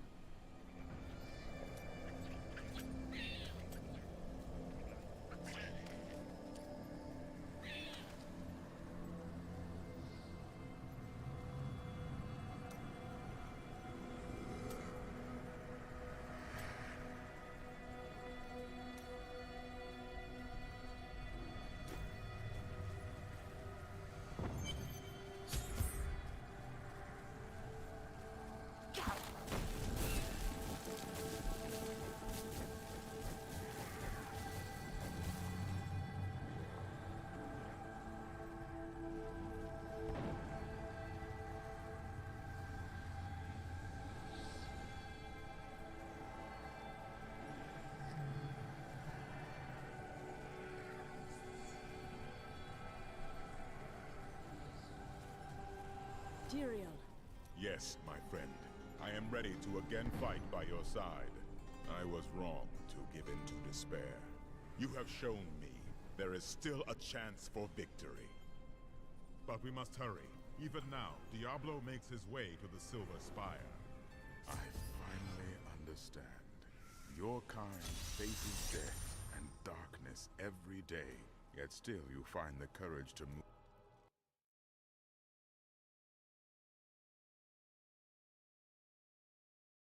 I'm gonna go ahead and take a quick break. Y'all, I will be back in a bit. I've been here for another hour and a half. My ass is asleep. I need to move. So, yeah.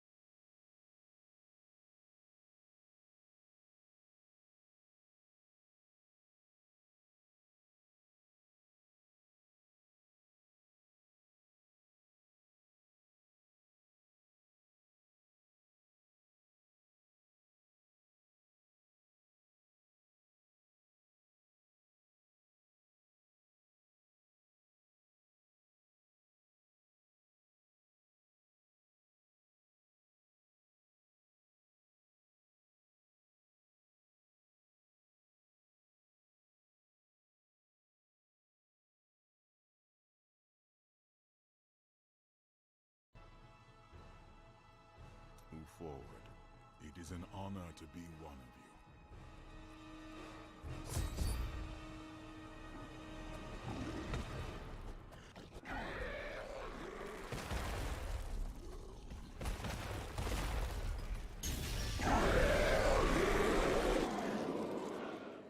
you.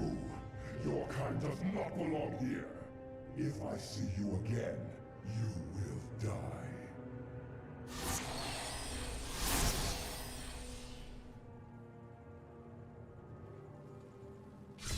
Pay him no mind. This is your fight, Nephilim. Diablo seeks to corrupt the crystal arch that stands atop the silver spire. If I let this come to pass, the heavens are lost. Tyrael and I must reach the arch and stop the Lord of Terra before it is too late.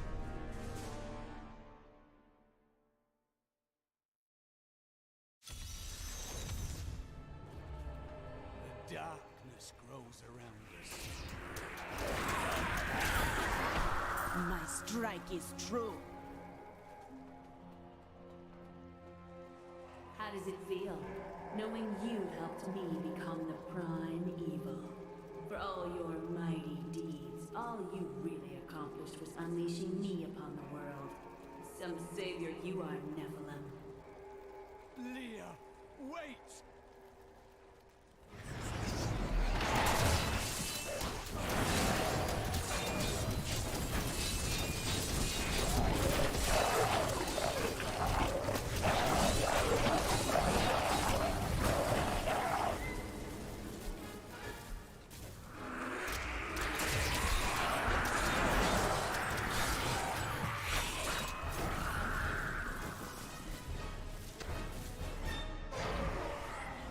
Diablo is climbing the...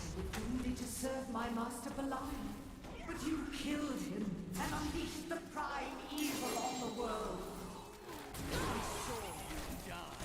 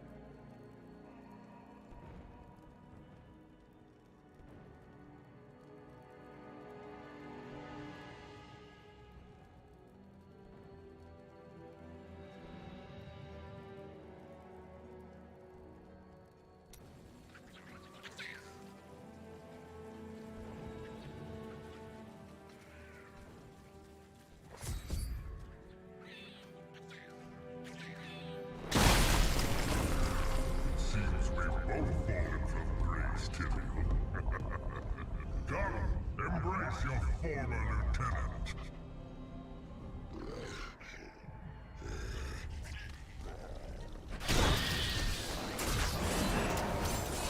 cold hand of death and chill of hell will sap the light from your foe.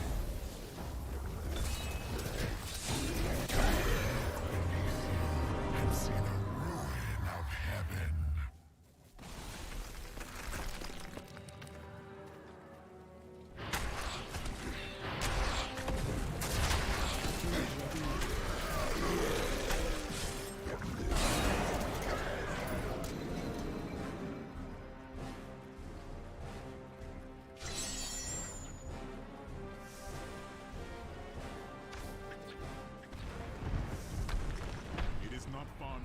The Anger's Council is no better than the prime evils themselves. We are just pawns in their cruel games. And now...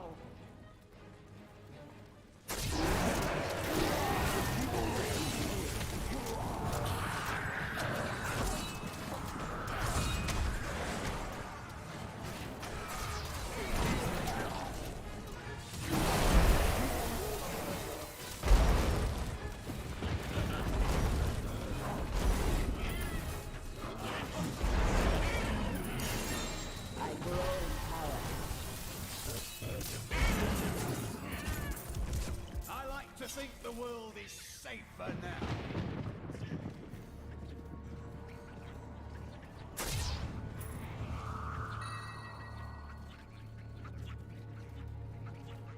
Just the thing.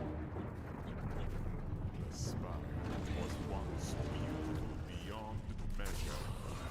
Diablo has spared nothing in his assault.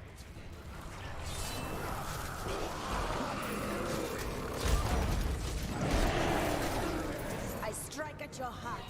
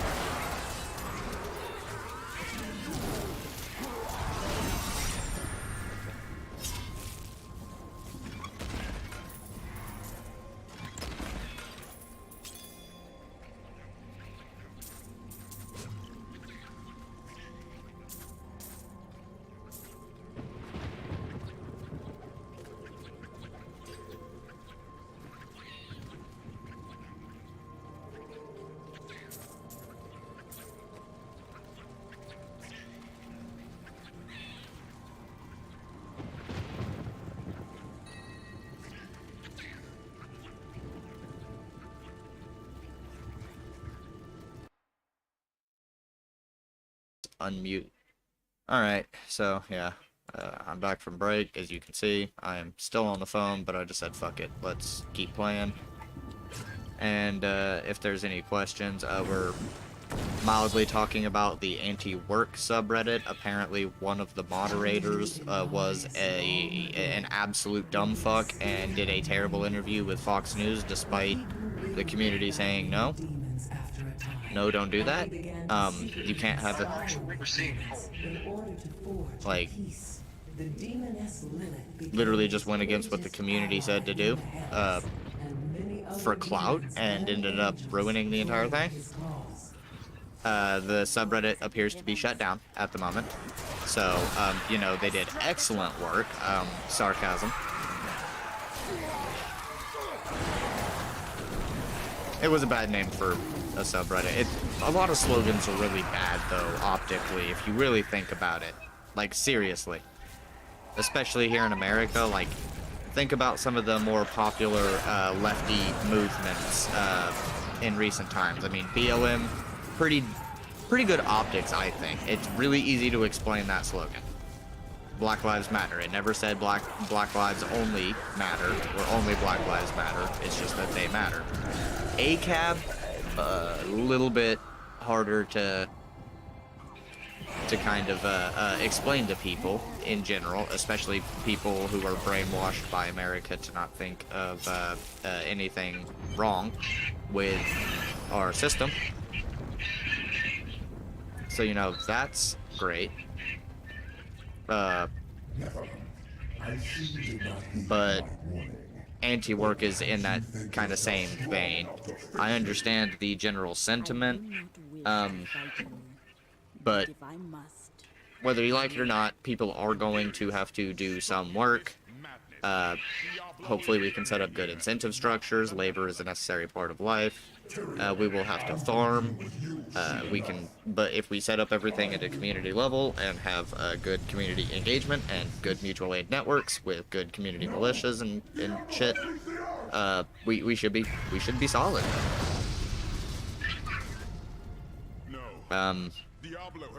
So I don't actually use Reddit. One of the few lefty streamers who doesn't actually get on that website for anything. But Chris, go ahead and kind of describe a bit of what was on there. I'm gonna set my phone up near the microphone. There we go. And here, I guess somebody else actually. No, I'm actually not. Okay, never mind. It was pretty obvious. It was like basically Fox couldn't have asked for a more perfect version of, you know, like what everybody thinks of as a typical Reddit mod. The gate has been opened. Reddit long sheet, well, basically whatever. You know, just real messy, unchanged, unprepared for the interview altogether, which, as far as I know, the new interview is coming. I'm not really there. You best go on without me. Couldn't really answer, like, the one that glared, the glaring one is probably the glaring one. Like, I'm sure he asked, the Fox interview asked, so if you get a job, you find a job, you get the job, you know the situations of the job, and you don't quit, and if you quit, then you're just being lazy, right? And the response to that was, well, laziness is a virtue. Yeah, that is a terrible line. Actually, I don't find that as much to be in. Fox News will laugh off anything that's vaguely left-leaning, so I don't find that to be necessarily the issue. She didn't say anything, like, everything she said was exactly what, from my own experience and stuff, is what it's not about. Yeah, that's... She made it seem like the typical whiny, like, exactly what Fox News wanted. They couldn't have paid for a better fucking representation, wrongful representation of the 1.4 million people that fucking up. Yeah, that's... It's pretty disgusting, honestly, and the fact... I don't get upset about this kind of shit, but, like, whenever I found out about this, like, about 30 minutes ago or so, I actually got, like, really bummed, because, like, this has been exciting. I've you know, anybody our age in the mid-30s has watched this shit, like, happen. It get worse and worse. And, like, we were in that generation that got told that, you know, work hard, put your head down, dig your heels in, and you'll get there. And that ain't fucking happening. I work hard. I'm a plumber. I make $20 an hour.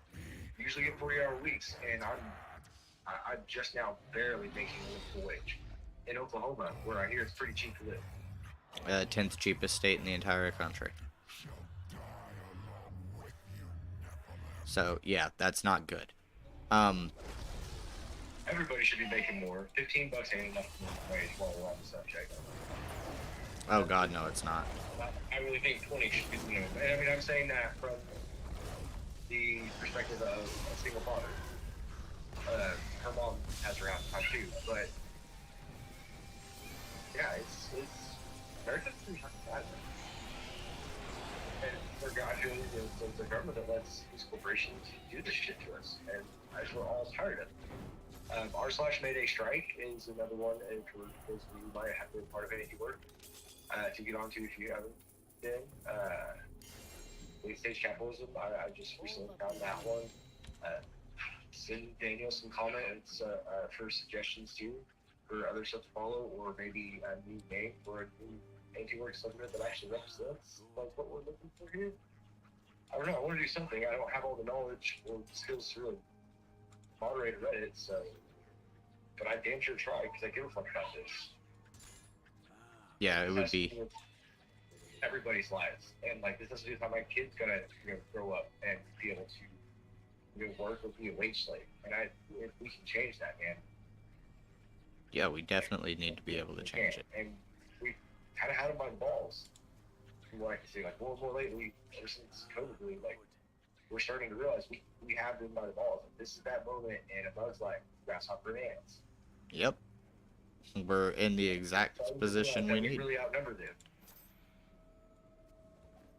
I think people are actually getting serious about barbecuing the rich. Like, there's a lot of them that don't seem like it's a joke anymore.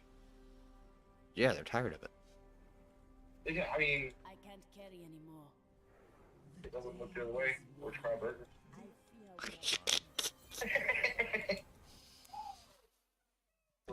Full pork, I guess.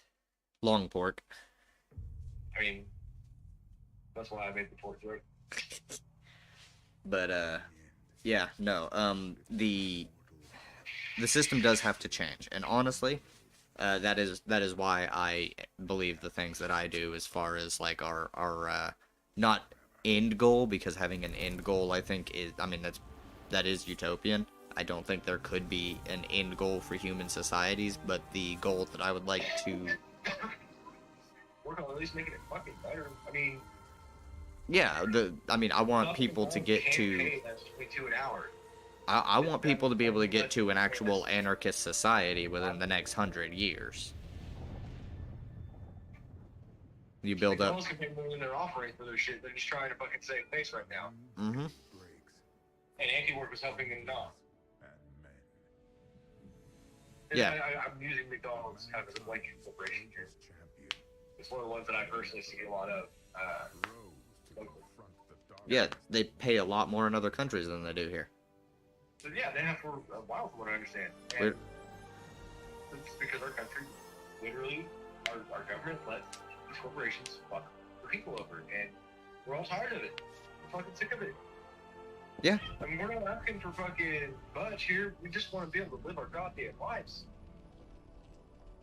Without, like, starving from paycheck to paycheck. Not being, I mean, literally 2 bad weeks away from being homeless. Yeah. Some people are in even worse situations where they actually are. I'm have a landlord that'll work with me and realize that short weeks. Yeah. Maybe helps out with that. But I mean, even then, like, the fact that You're getting in a habit of doing that. Where's your welcome out with that sort of shit? And, like, I am late a lot on my rent, but I always get paid. Yeah. Like, I'm usually a week or 2 late, but I get paid with late. And I mean, it sucks, but it happens. That's the cards I have to play by. Yeah. It's kind of like the whole landlord conversation that you've been having. Like, I see where landlords are the problem, and to a degree, I still kind of want to be one, but not like I used to want to be. Because, like, I don't even know, the American dream, really, like the American dream, is just to sit on your ass making money off other people. That's what it has been for a while. And, like, sure, yeah, I had that dream. But now it's not so much, it's more of a, like, I want to own 3 to 5 houses, to rent stupid cheap, to family and friends, basically enough to be able to keep the house maintained. I have all the skills to do the shit myself, so the vast majority of it, it's not like I have to pay a shitload to be done. I may have to pay a shitload, like rent a backhoe or something, or somebody who can run one better than me. But outside of that, like, I know framing, foundations, plumbing, electric. I don't know HVAC. Yeah, but that's the only one you would have to pay for. So, like, and I don't want to have more than maybe 3 to 5 houses. Like, just enough to really, like, that be my job. Taking care of the houses for, my kids. not paying people to take care of it. Like that would be my job. You would be to doing keep me busy. And I might get to sit on my ass sometimes if I'm lucky. But I guarantee there's gonna be times where I won't, because like I'm gonna fix shit. I've dealt with slumlords most of my adult life. Yeah, it's fucking terrible. It's disgusting, man. It's like,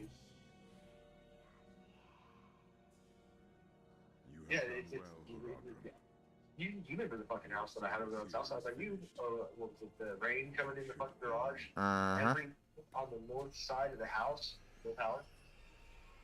I had no heat or AC, which that was in the lease. That we had one or the other. That house is fucking ridiculous, dude. And like,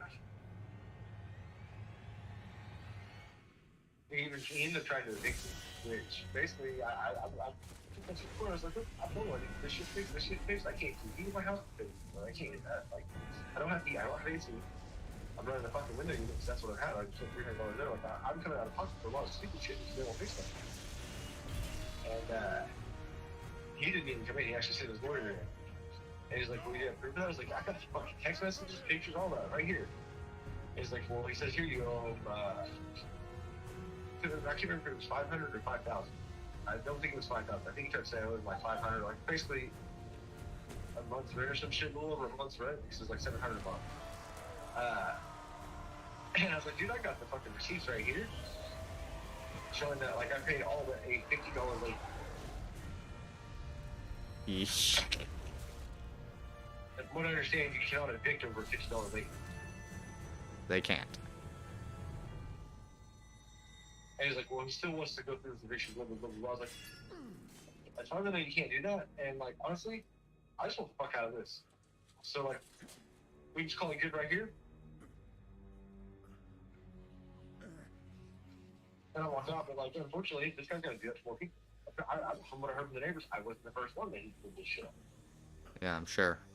Because it was allegedly one of those like rent-to-own, fixer-upper style houses, but he put it out as just rent. I wasn't renting to own; I was just renting. So you need to fix the shit that's like actually broken on it. yeah, especially if it's in the lease, which if you get a generic lease, that is. Like,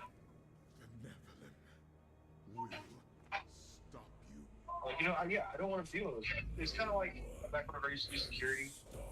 I realized like that morally, kind of held to a higher standard. Not morally, accountability. They're held to a higher standard of accountability than cops. The whole example I give you all the time with illegally detaining somebody. If you demand it, then it's off. Then technically illegally detain them, especially as a security guard because you have a badge. There's only certain situations where you can actually detain a subject. But anyways, the spirits I just want to think about that. twisted angels who have come to Westmarch, Yeah, that happens. murdering Yeah, all who reside in the city's walls. I will find the truth of why they have come. But first, out, so the dead may find peace in the unformed Here, let me see it. land. I'll take them out of the pocket and throw the rest of it away.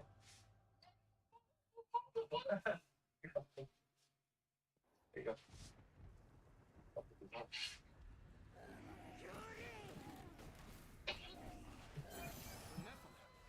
Yeah, I mean, like, well, I want to do something about it, and I'm a pretty busy person, so like, for me to actually like really like decide I want to do something about it is kind of big. I mean, not saying I've actually done anything about it, but like, if we really want to do something about it, knowing my busy schedule with my kid, work, band, on call, personal life, which I'm trying to be me still.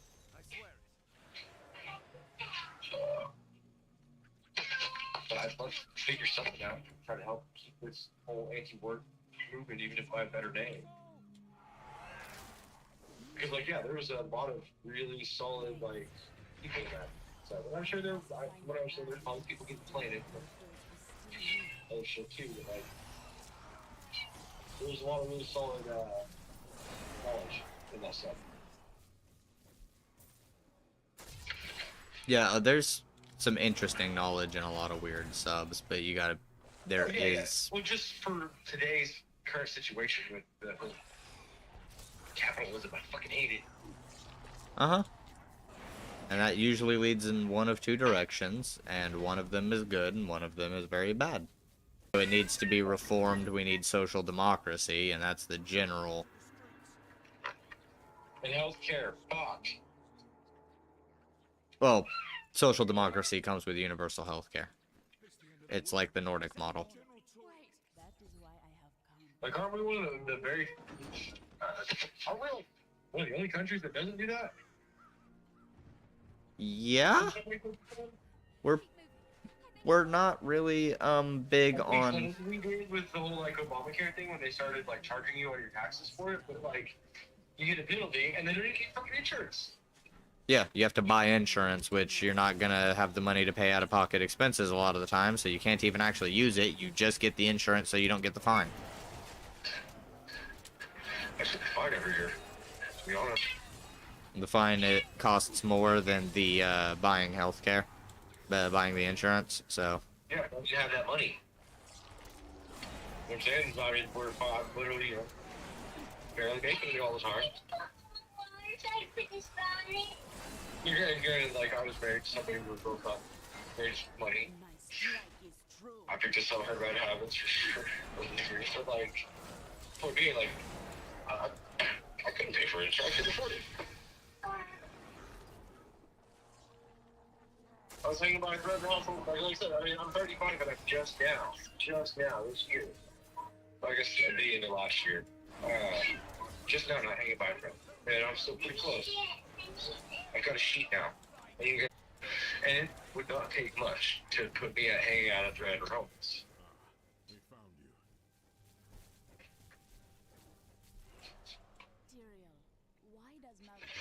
Why I bust my ass even though my job's not so great. I mean, it's better than most. Don't get me wrong. But I have no quality.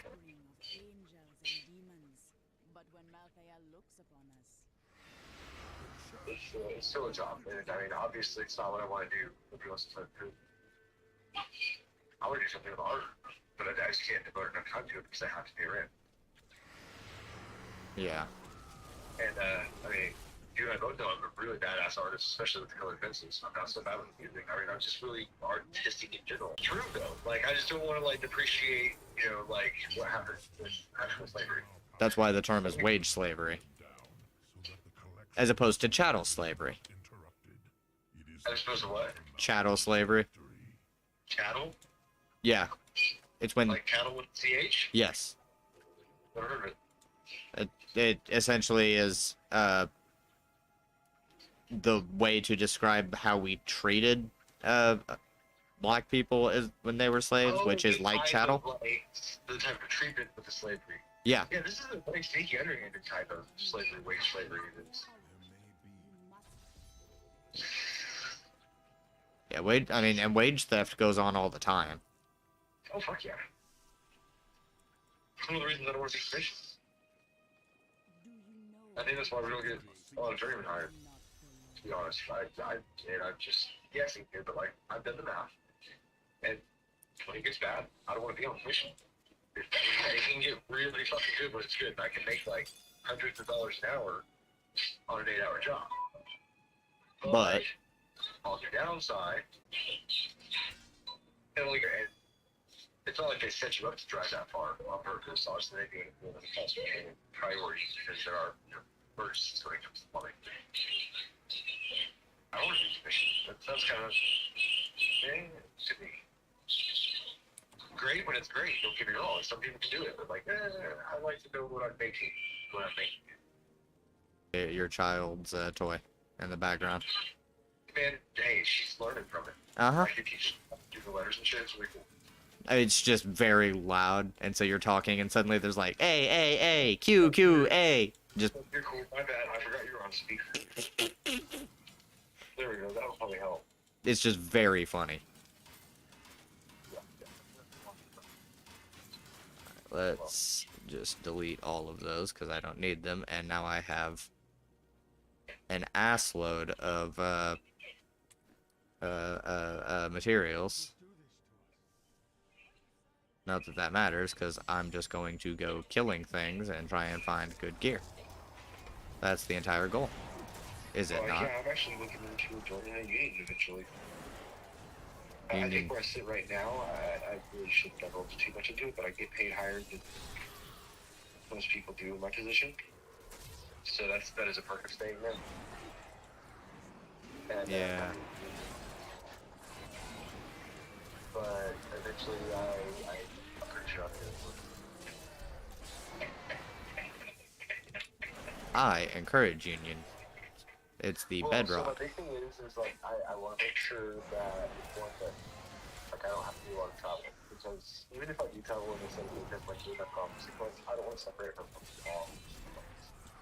I don't want to separate with my events like that. Like, don't get me wrong. I wish I would go back to all I have to work with things out of the country. Get this shit. You know, mom talks about it, and I told us that if I ever get to the rest of the country, not that like the rest. It's your mom, and it's probably almost the country's a better life than here in America, especially work-wise. Which is like very come quickly. So she's like, dude, fuck yeah, I are. Yeah, because cool. Let's like make that same deal. Like, we're gonna risk kids up to another country. We're gonna help the other one get out of the country with us. yeah, this country fucking blows. You know, that applies. I think that's fair. That is fair. You know, and or any immediate family like that, like their household family. Yeah, when applicable. But yeah, I mean, the country just sucks. Happen, but it's at least a base to cover. That's Canada's beautiful. And that doesn't put an ocean between me and my family. But yeah, no, that would I leave America? I've been tempted. My only thing is like everyone I know is here. It's not that I'm afraid to leave, but everyone I know is here, and I would rather fight to make this place a better place to live for future generations and people currently, if possible, than leave. Yeah, no, I do feel you there. I don't know what I can really do as such a little guy, but I can at least be one of the little guys that's working together with the rest of the little guys. Yep, that's the entire point. Collective action. You know, the May Day strike, May 1st through 9th. I may not be able to stop working because I don't have vacation time and I've got a little kid. Yeah. To feed. But I can damn sure make sure I'm only buying from local shops. If I need to buy, I plan on stocking up before then. But if I need to buy anything, I plan on only buying from local shops. As I'm working, I'll only buy from the local shops. And I mean, even if you can't strike, you can still slow down. If you're a worker who literally. How much does that really help with small companies, though? Like, you know how small a company I work for is. Yeah. Oh, it's the same for me. But the point here Does that isn't. still help? Yeah. Okay, I just didn't know if it was like a fishing in the wind sort of thing. It kind of helps me a little bit. It kind of helps if I participate a little bit more, because a lot of our product comes from larger business. I really see me helping. Like, I mean, I don't know if a slowdown would really help or do anything, because we're such a small company. But not buying from like locked major supplier or Home Depot or Lowe's, like going to C&D faucets to a local shop. Yeah. From the parts those days, and supporting the local little guys instead of the big guys. Yeah, because I mean, grinding literally all civic stuff to a halt. This is the kind of shit that anti-work is about. That was not even fucking glossed over by the mod that was interviewed. Is this kind of stuff, the discussions of all this kind of intricacies. Like, pretty much everything. Like, it's a boring dystopia. That's another one.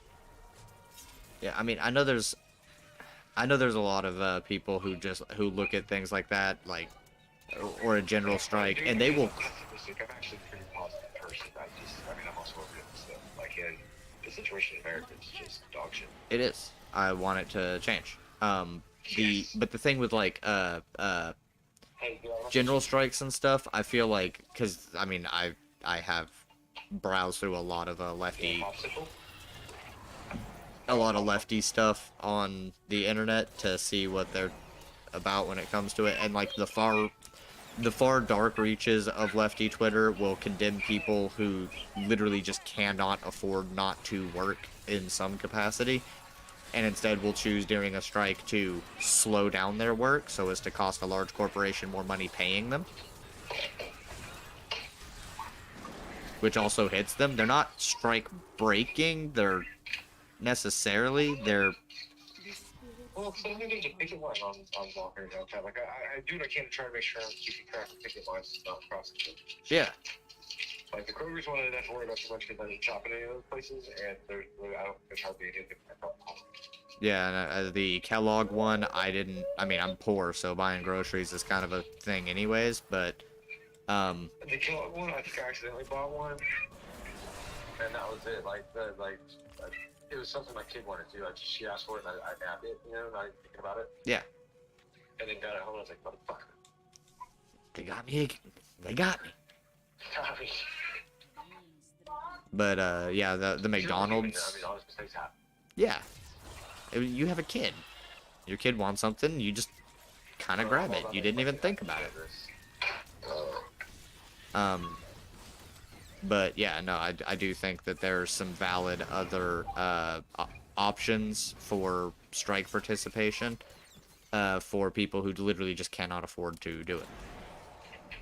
Yeah, there are, because, I mean, a lot of us can't.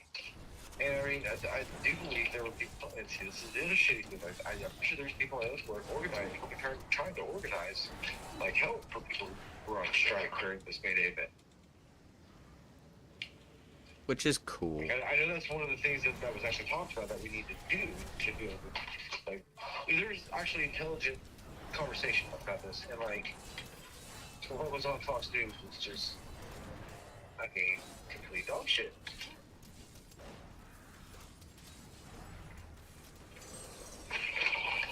Sounds about right, honestly.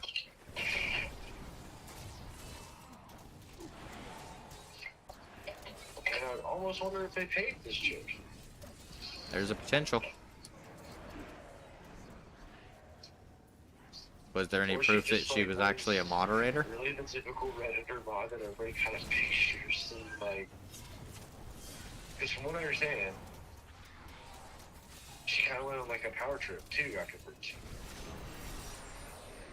Like, I guess like that was why the mob went private. I guess people were like trying to like, they said, yeah, hey, basically, she didn't handle the criticism basically. I don't remember the specifics. I smoked weed and I took painkillers on her. Painkillers on her bad thing. But yeah, no, I mean that. So it's unacceptable behavior. It's really for representing, like I said, 1.4 million fucking people. Yeah, that's wholly unacceptable. Absolutely nasty. Fox knew what they were doing. Oh yeah. I don't think she either did it or got paid. Or a mix of both. That was one of the comments I remember seeing about that. I don't remember which Reddit post it was. It was like, yeah, I mean, kind of a $5,000 check. That's not a lot for some people. That's life changing for others. Uh-huh. And it's like, yeah, I've never seen $5,000 all at once. I think I've seen like $3,500 is the most. And somebody who's a Like that was mine. That was my money. right. And somebody who's a fucking Redditor, anyone who mods a Reddit like that, well, trying to mod that many people and you're an active, like a what's considered a normally active mod, you literally have no life and all you do is spend time modding a Reddit. Yeah. I don't know how they get away with it. That's the thing. I mean, just my kid alone and being on call. Yeah, and those are not I have a options. girlfriend that I talk to a chick. Yeah, so being a Redditor is like that is not something you're capable of doing. You can talk to chicks too. Yeah. I have proof. See, also, treat them like actual humans. That's the thing. Like, don't talk to them expecting to get laid. Maybe try and make a friend that happens to be a woman instead of making. Friends are the best. Yeah, I mean, come on. Y'all like women are people.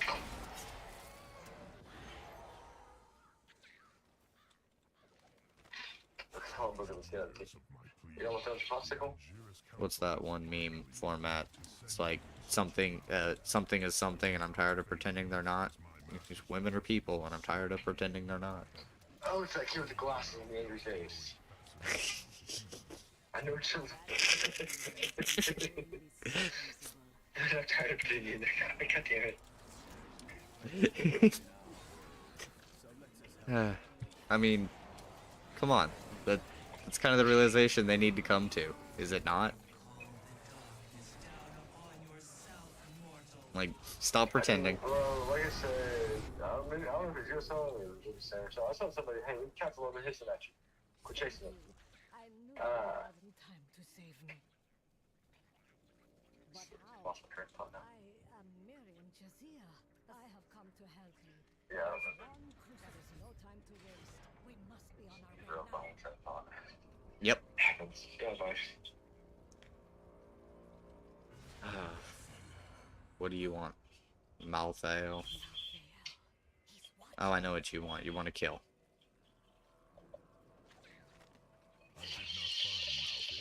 She likes playing video games. Holy shit, I bet you I can read my video on Terraria now. Bro, you know what? That might be a thing. I should probably... Yeah, probably. Well, I mean, like, on my way home today, I could read license plates without having to, like, tailgate the person. I might need to go see this optometrist. I am having to stare at the in-game chat to be able to read it, because people ask questions and stuff. Or 0.25 with one eye, so, like, and I've got a pretty decent astigmatism. I remember about the I've got astigmatism for a time now. And it's so crazy how, like, everything looks like kind of smoky or hazy. Can you stay off the bed? If I catch you on the bed, I'm gonna turn the light off. You're gonna hear you, but stay here. Looks like I'm catching. I'm tired. Okay. I'm gonna trust you. You hear me? Do you know what trust means? Can you tell me? Well, kind of. Trust means, man, I'm going to 2 or 3 real here. Got ahead of myself. Yep. No. It means that you believe what she says and can, Hey, come here. It means I believe what you say, even though I know you can do what you didn't do, right? I believe what you say, even though I know you could be not telling the truth. I trust you. If that makes sense. We'll work on that one. I'll figure out how to explain that to you. But yeah, I'll turn your light on.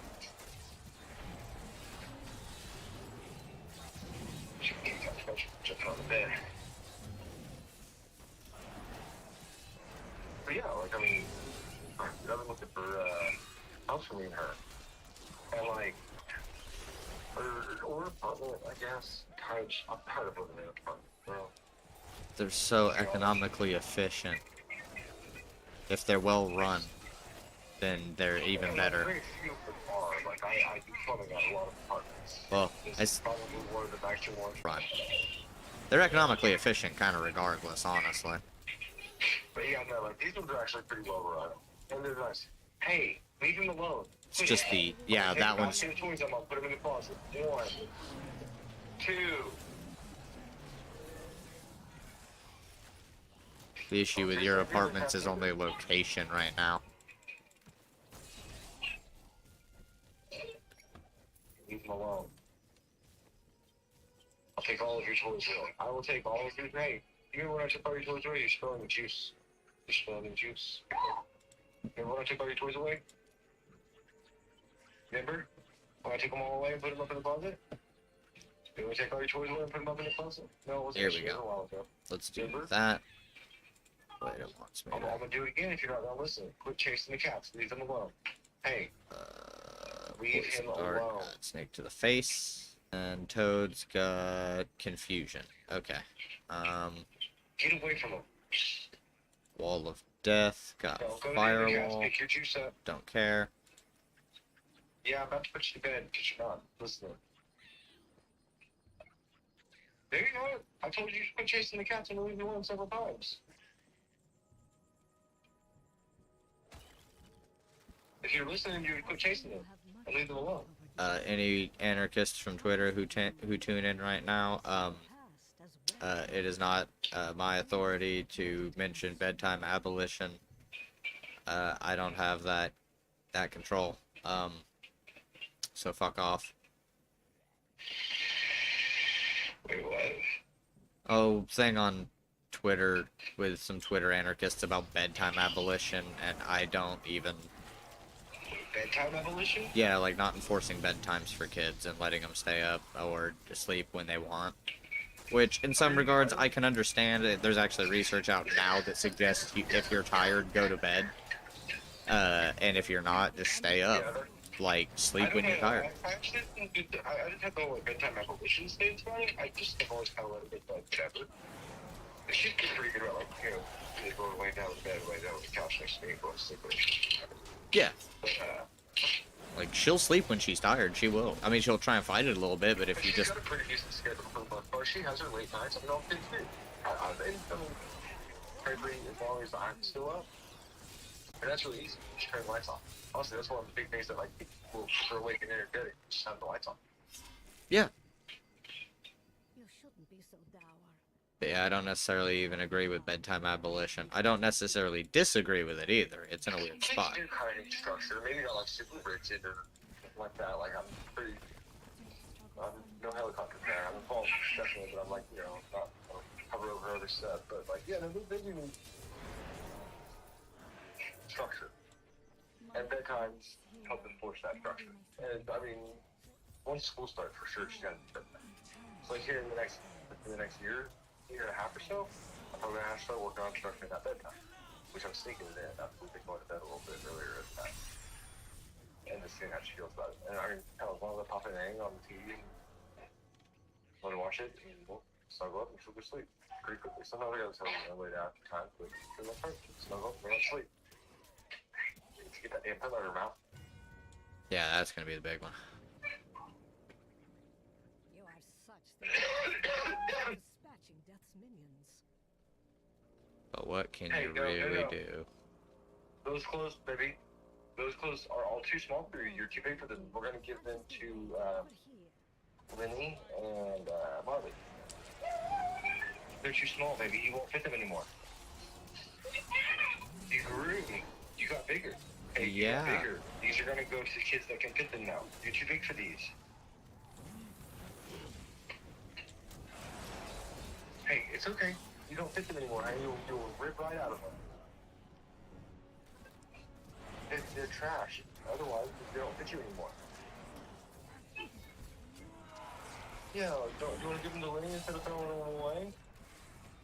Okay.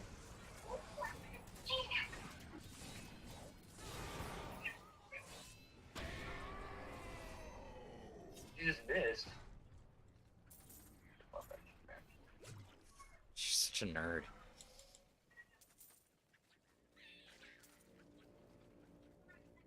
Sure, I'll collect a little over, like a little over 1,600 gold just off the ground. Yeah, that'd be Uzrael.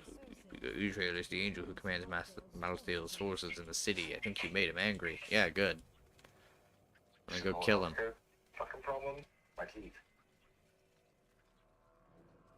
Wait, return to the... Sucks for about 8 years. And Dental care is, like, the most life-saving treatment on the face of the planet, too, so...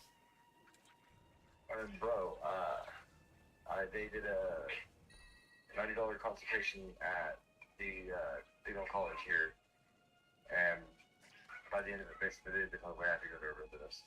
But, I overheard him talking to the student, the class talking to the student about, like, the cost for restoring it all, like all my teeth. Mm-hmm. And he said about $800 per tooth times 30 teeth. And I've had 2 teeth pulled. So, pretty sure that's all my teeth. Yeah, sounds like. How the vast majority of them are getting removed. And it's like, honestly, if they're fucked, just take them out. That's what we're shooting for. Once I find some way to get a dental plan going, I'm going to basically look into just getting dentures. Yeah. And there's. I mean, there might be a couple of teeth that are salvageable, but I don't want like the perfect set of choppers that sit at the dentist off the shelf. Put in my mouth. It always looks weird to me when people get the dentures that like are the perfect teeth. Yeah. And I still can't get used to Amanda. I mean, it looks really good, don't get me wrong, but it's just like so weird when you've known that person. Like, you don't realize how much a person's teeth actually make up like who they look like. Yeah, an entirely different. Unique features. A fake set of teeth can really hit the brain in a strange way. If you've known them, especially, yeah. Yeah, and from what I understand, they can actually replicate your actual like teeth, like. Because I have some crooked spots, like I've got two of my bottom ones in the middle, like kind of overlap a little bit. Yeah. And my whole life, I've fucked with that little ridge because it sticks in right in the middle with my tongue. I don't want to like not have that, dude. That's fair. And honestly, like I like my face. I mean, I'm not gonna say like I'm hot or I'm dirty or anything like that, but I've grown accustomed to the face that I've had my whole life, and if my teeth changed, I'm not gonna like that. Yeah, I wouldn't really either. I mean, I'd like them to be a little bit straighter, but. Well, and like I actually, as far as straightness and shit goes, I actually have pretty good teeth. Like the dentist, my mom was worried about the little crooked tooth, the one tooth that I have that's crooked on the bottom, and the dentist is like, I mean, that's really not that bad. It's not doing anything. It's just it would be purely cosmetic. At least this could be purely cosmetic. The first on it, straighten it out.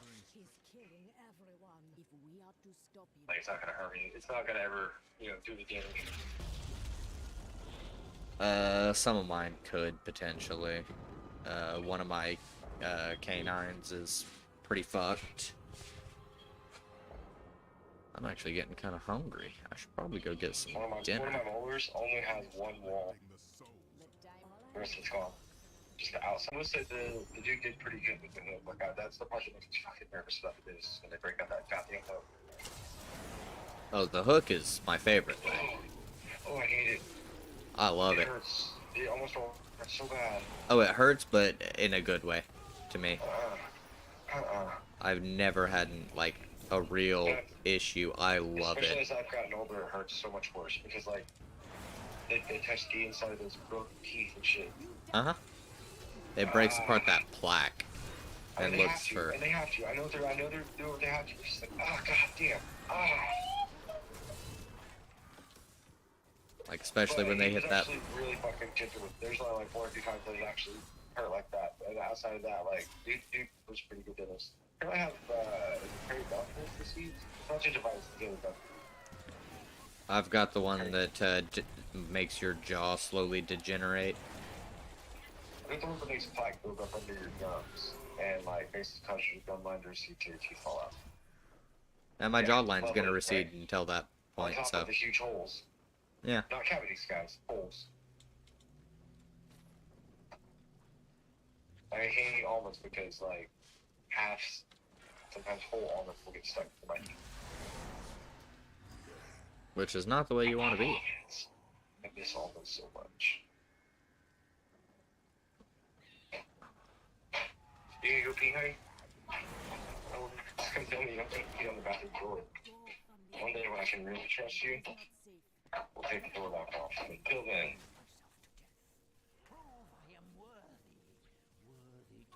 Man, I really like these fucking fiction frame glasses. I'm afraid they might have to be the ones that would work. Not the wire frames. The wire. I actually like both of them. The wire frames are fairly kind of like sleek. Yeah, no, I like both pairs. I like the thicker pair better. The thicker frame better. I think I want to go to this. Plastic ones.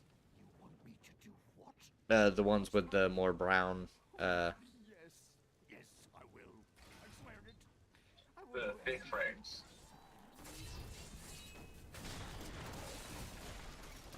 Yeah.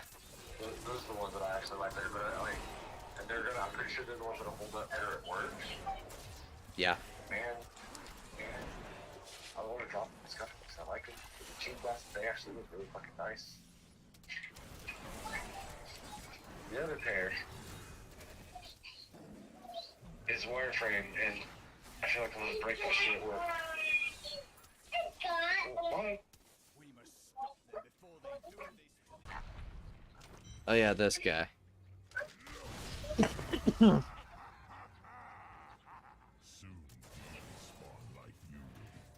It's crazy, like, I didn't realize how, I guess hazy. Like, everything kind of has smoky haze to it. Like, when I put the glasses on, it's just like, clear, like, colors became clear too. It's so weird. Which I'm assuming has to do with these things. Sounds about right. Get out of my kitchen. Hey. No, where's the cat's lunch? Let's go to the corner. Hey. Spirits curse you. I need to go back. I'll bring an end to conflict. In death, there is peace. I mean, You're in trouble. Say no, you want. You're gonna sit right there. The Reapers will be easy. You have saved West. But we still do not know why Malthael took this. That strange woman you brought here believes she can help. yes, we do know why he took it. He literally just explained it. He wants to You kill can eat your everybody. burgers in defiance. All you want. You're still gonna sit there. And it's still gross. Oh my god, you double fingered him. Why? She's real upset. Well, because I grabbed her arm and walked to the couch and I said, no. You're not going to finish for like the last 10 minutes. And that's what I thought. You're going to sit there till you're done throwing a fit. Right, when you get up, you better be calm. And quit running around and acting like a jackass. Why? Someone has to Okay? make sure you don't. That's why you're in trouble, because you keep running around acting a fool. Chasing the cats, like I told you not to several times. Okay. Alright, you know what's strange? I think we fucking garden in your front yard that people can pick food from. Unionize, talk to your coworkers about unionize, but not your boss. True, yeah, don't let your boss know. Try and covertly bring it up to coworkers and stuff first, and then slam it in your boss's face when all of you are ready.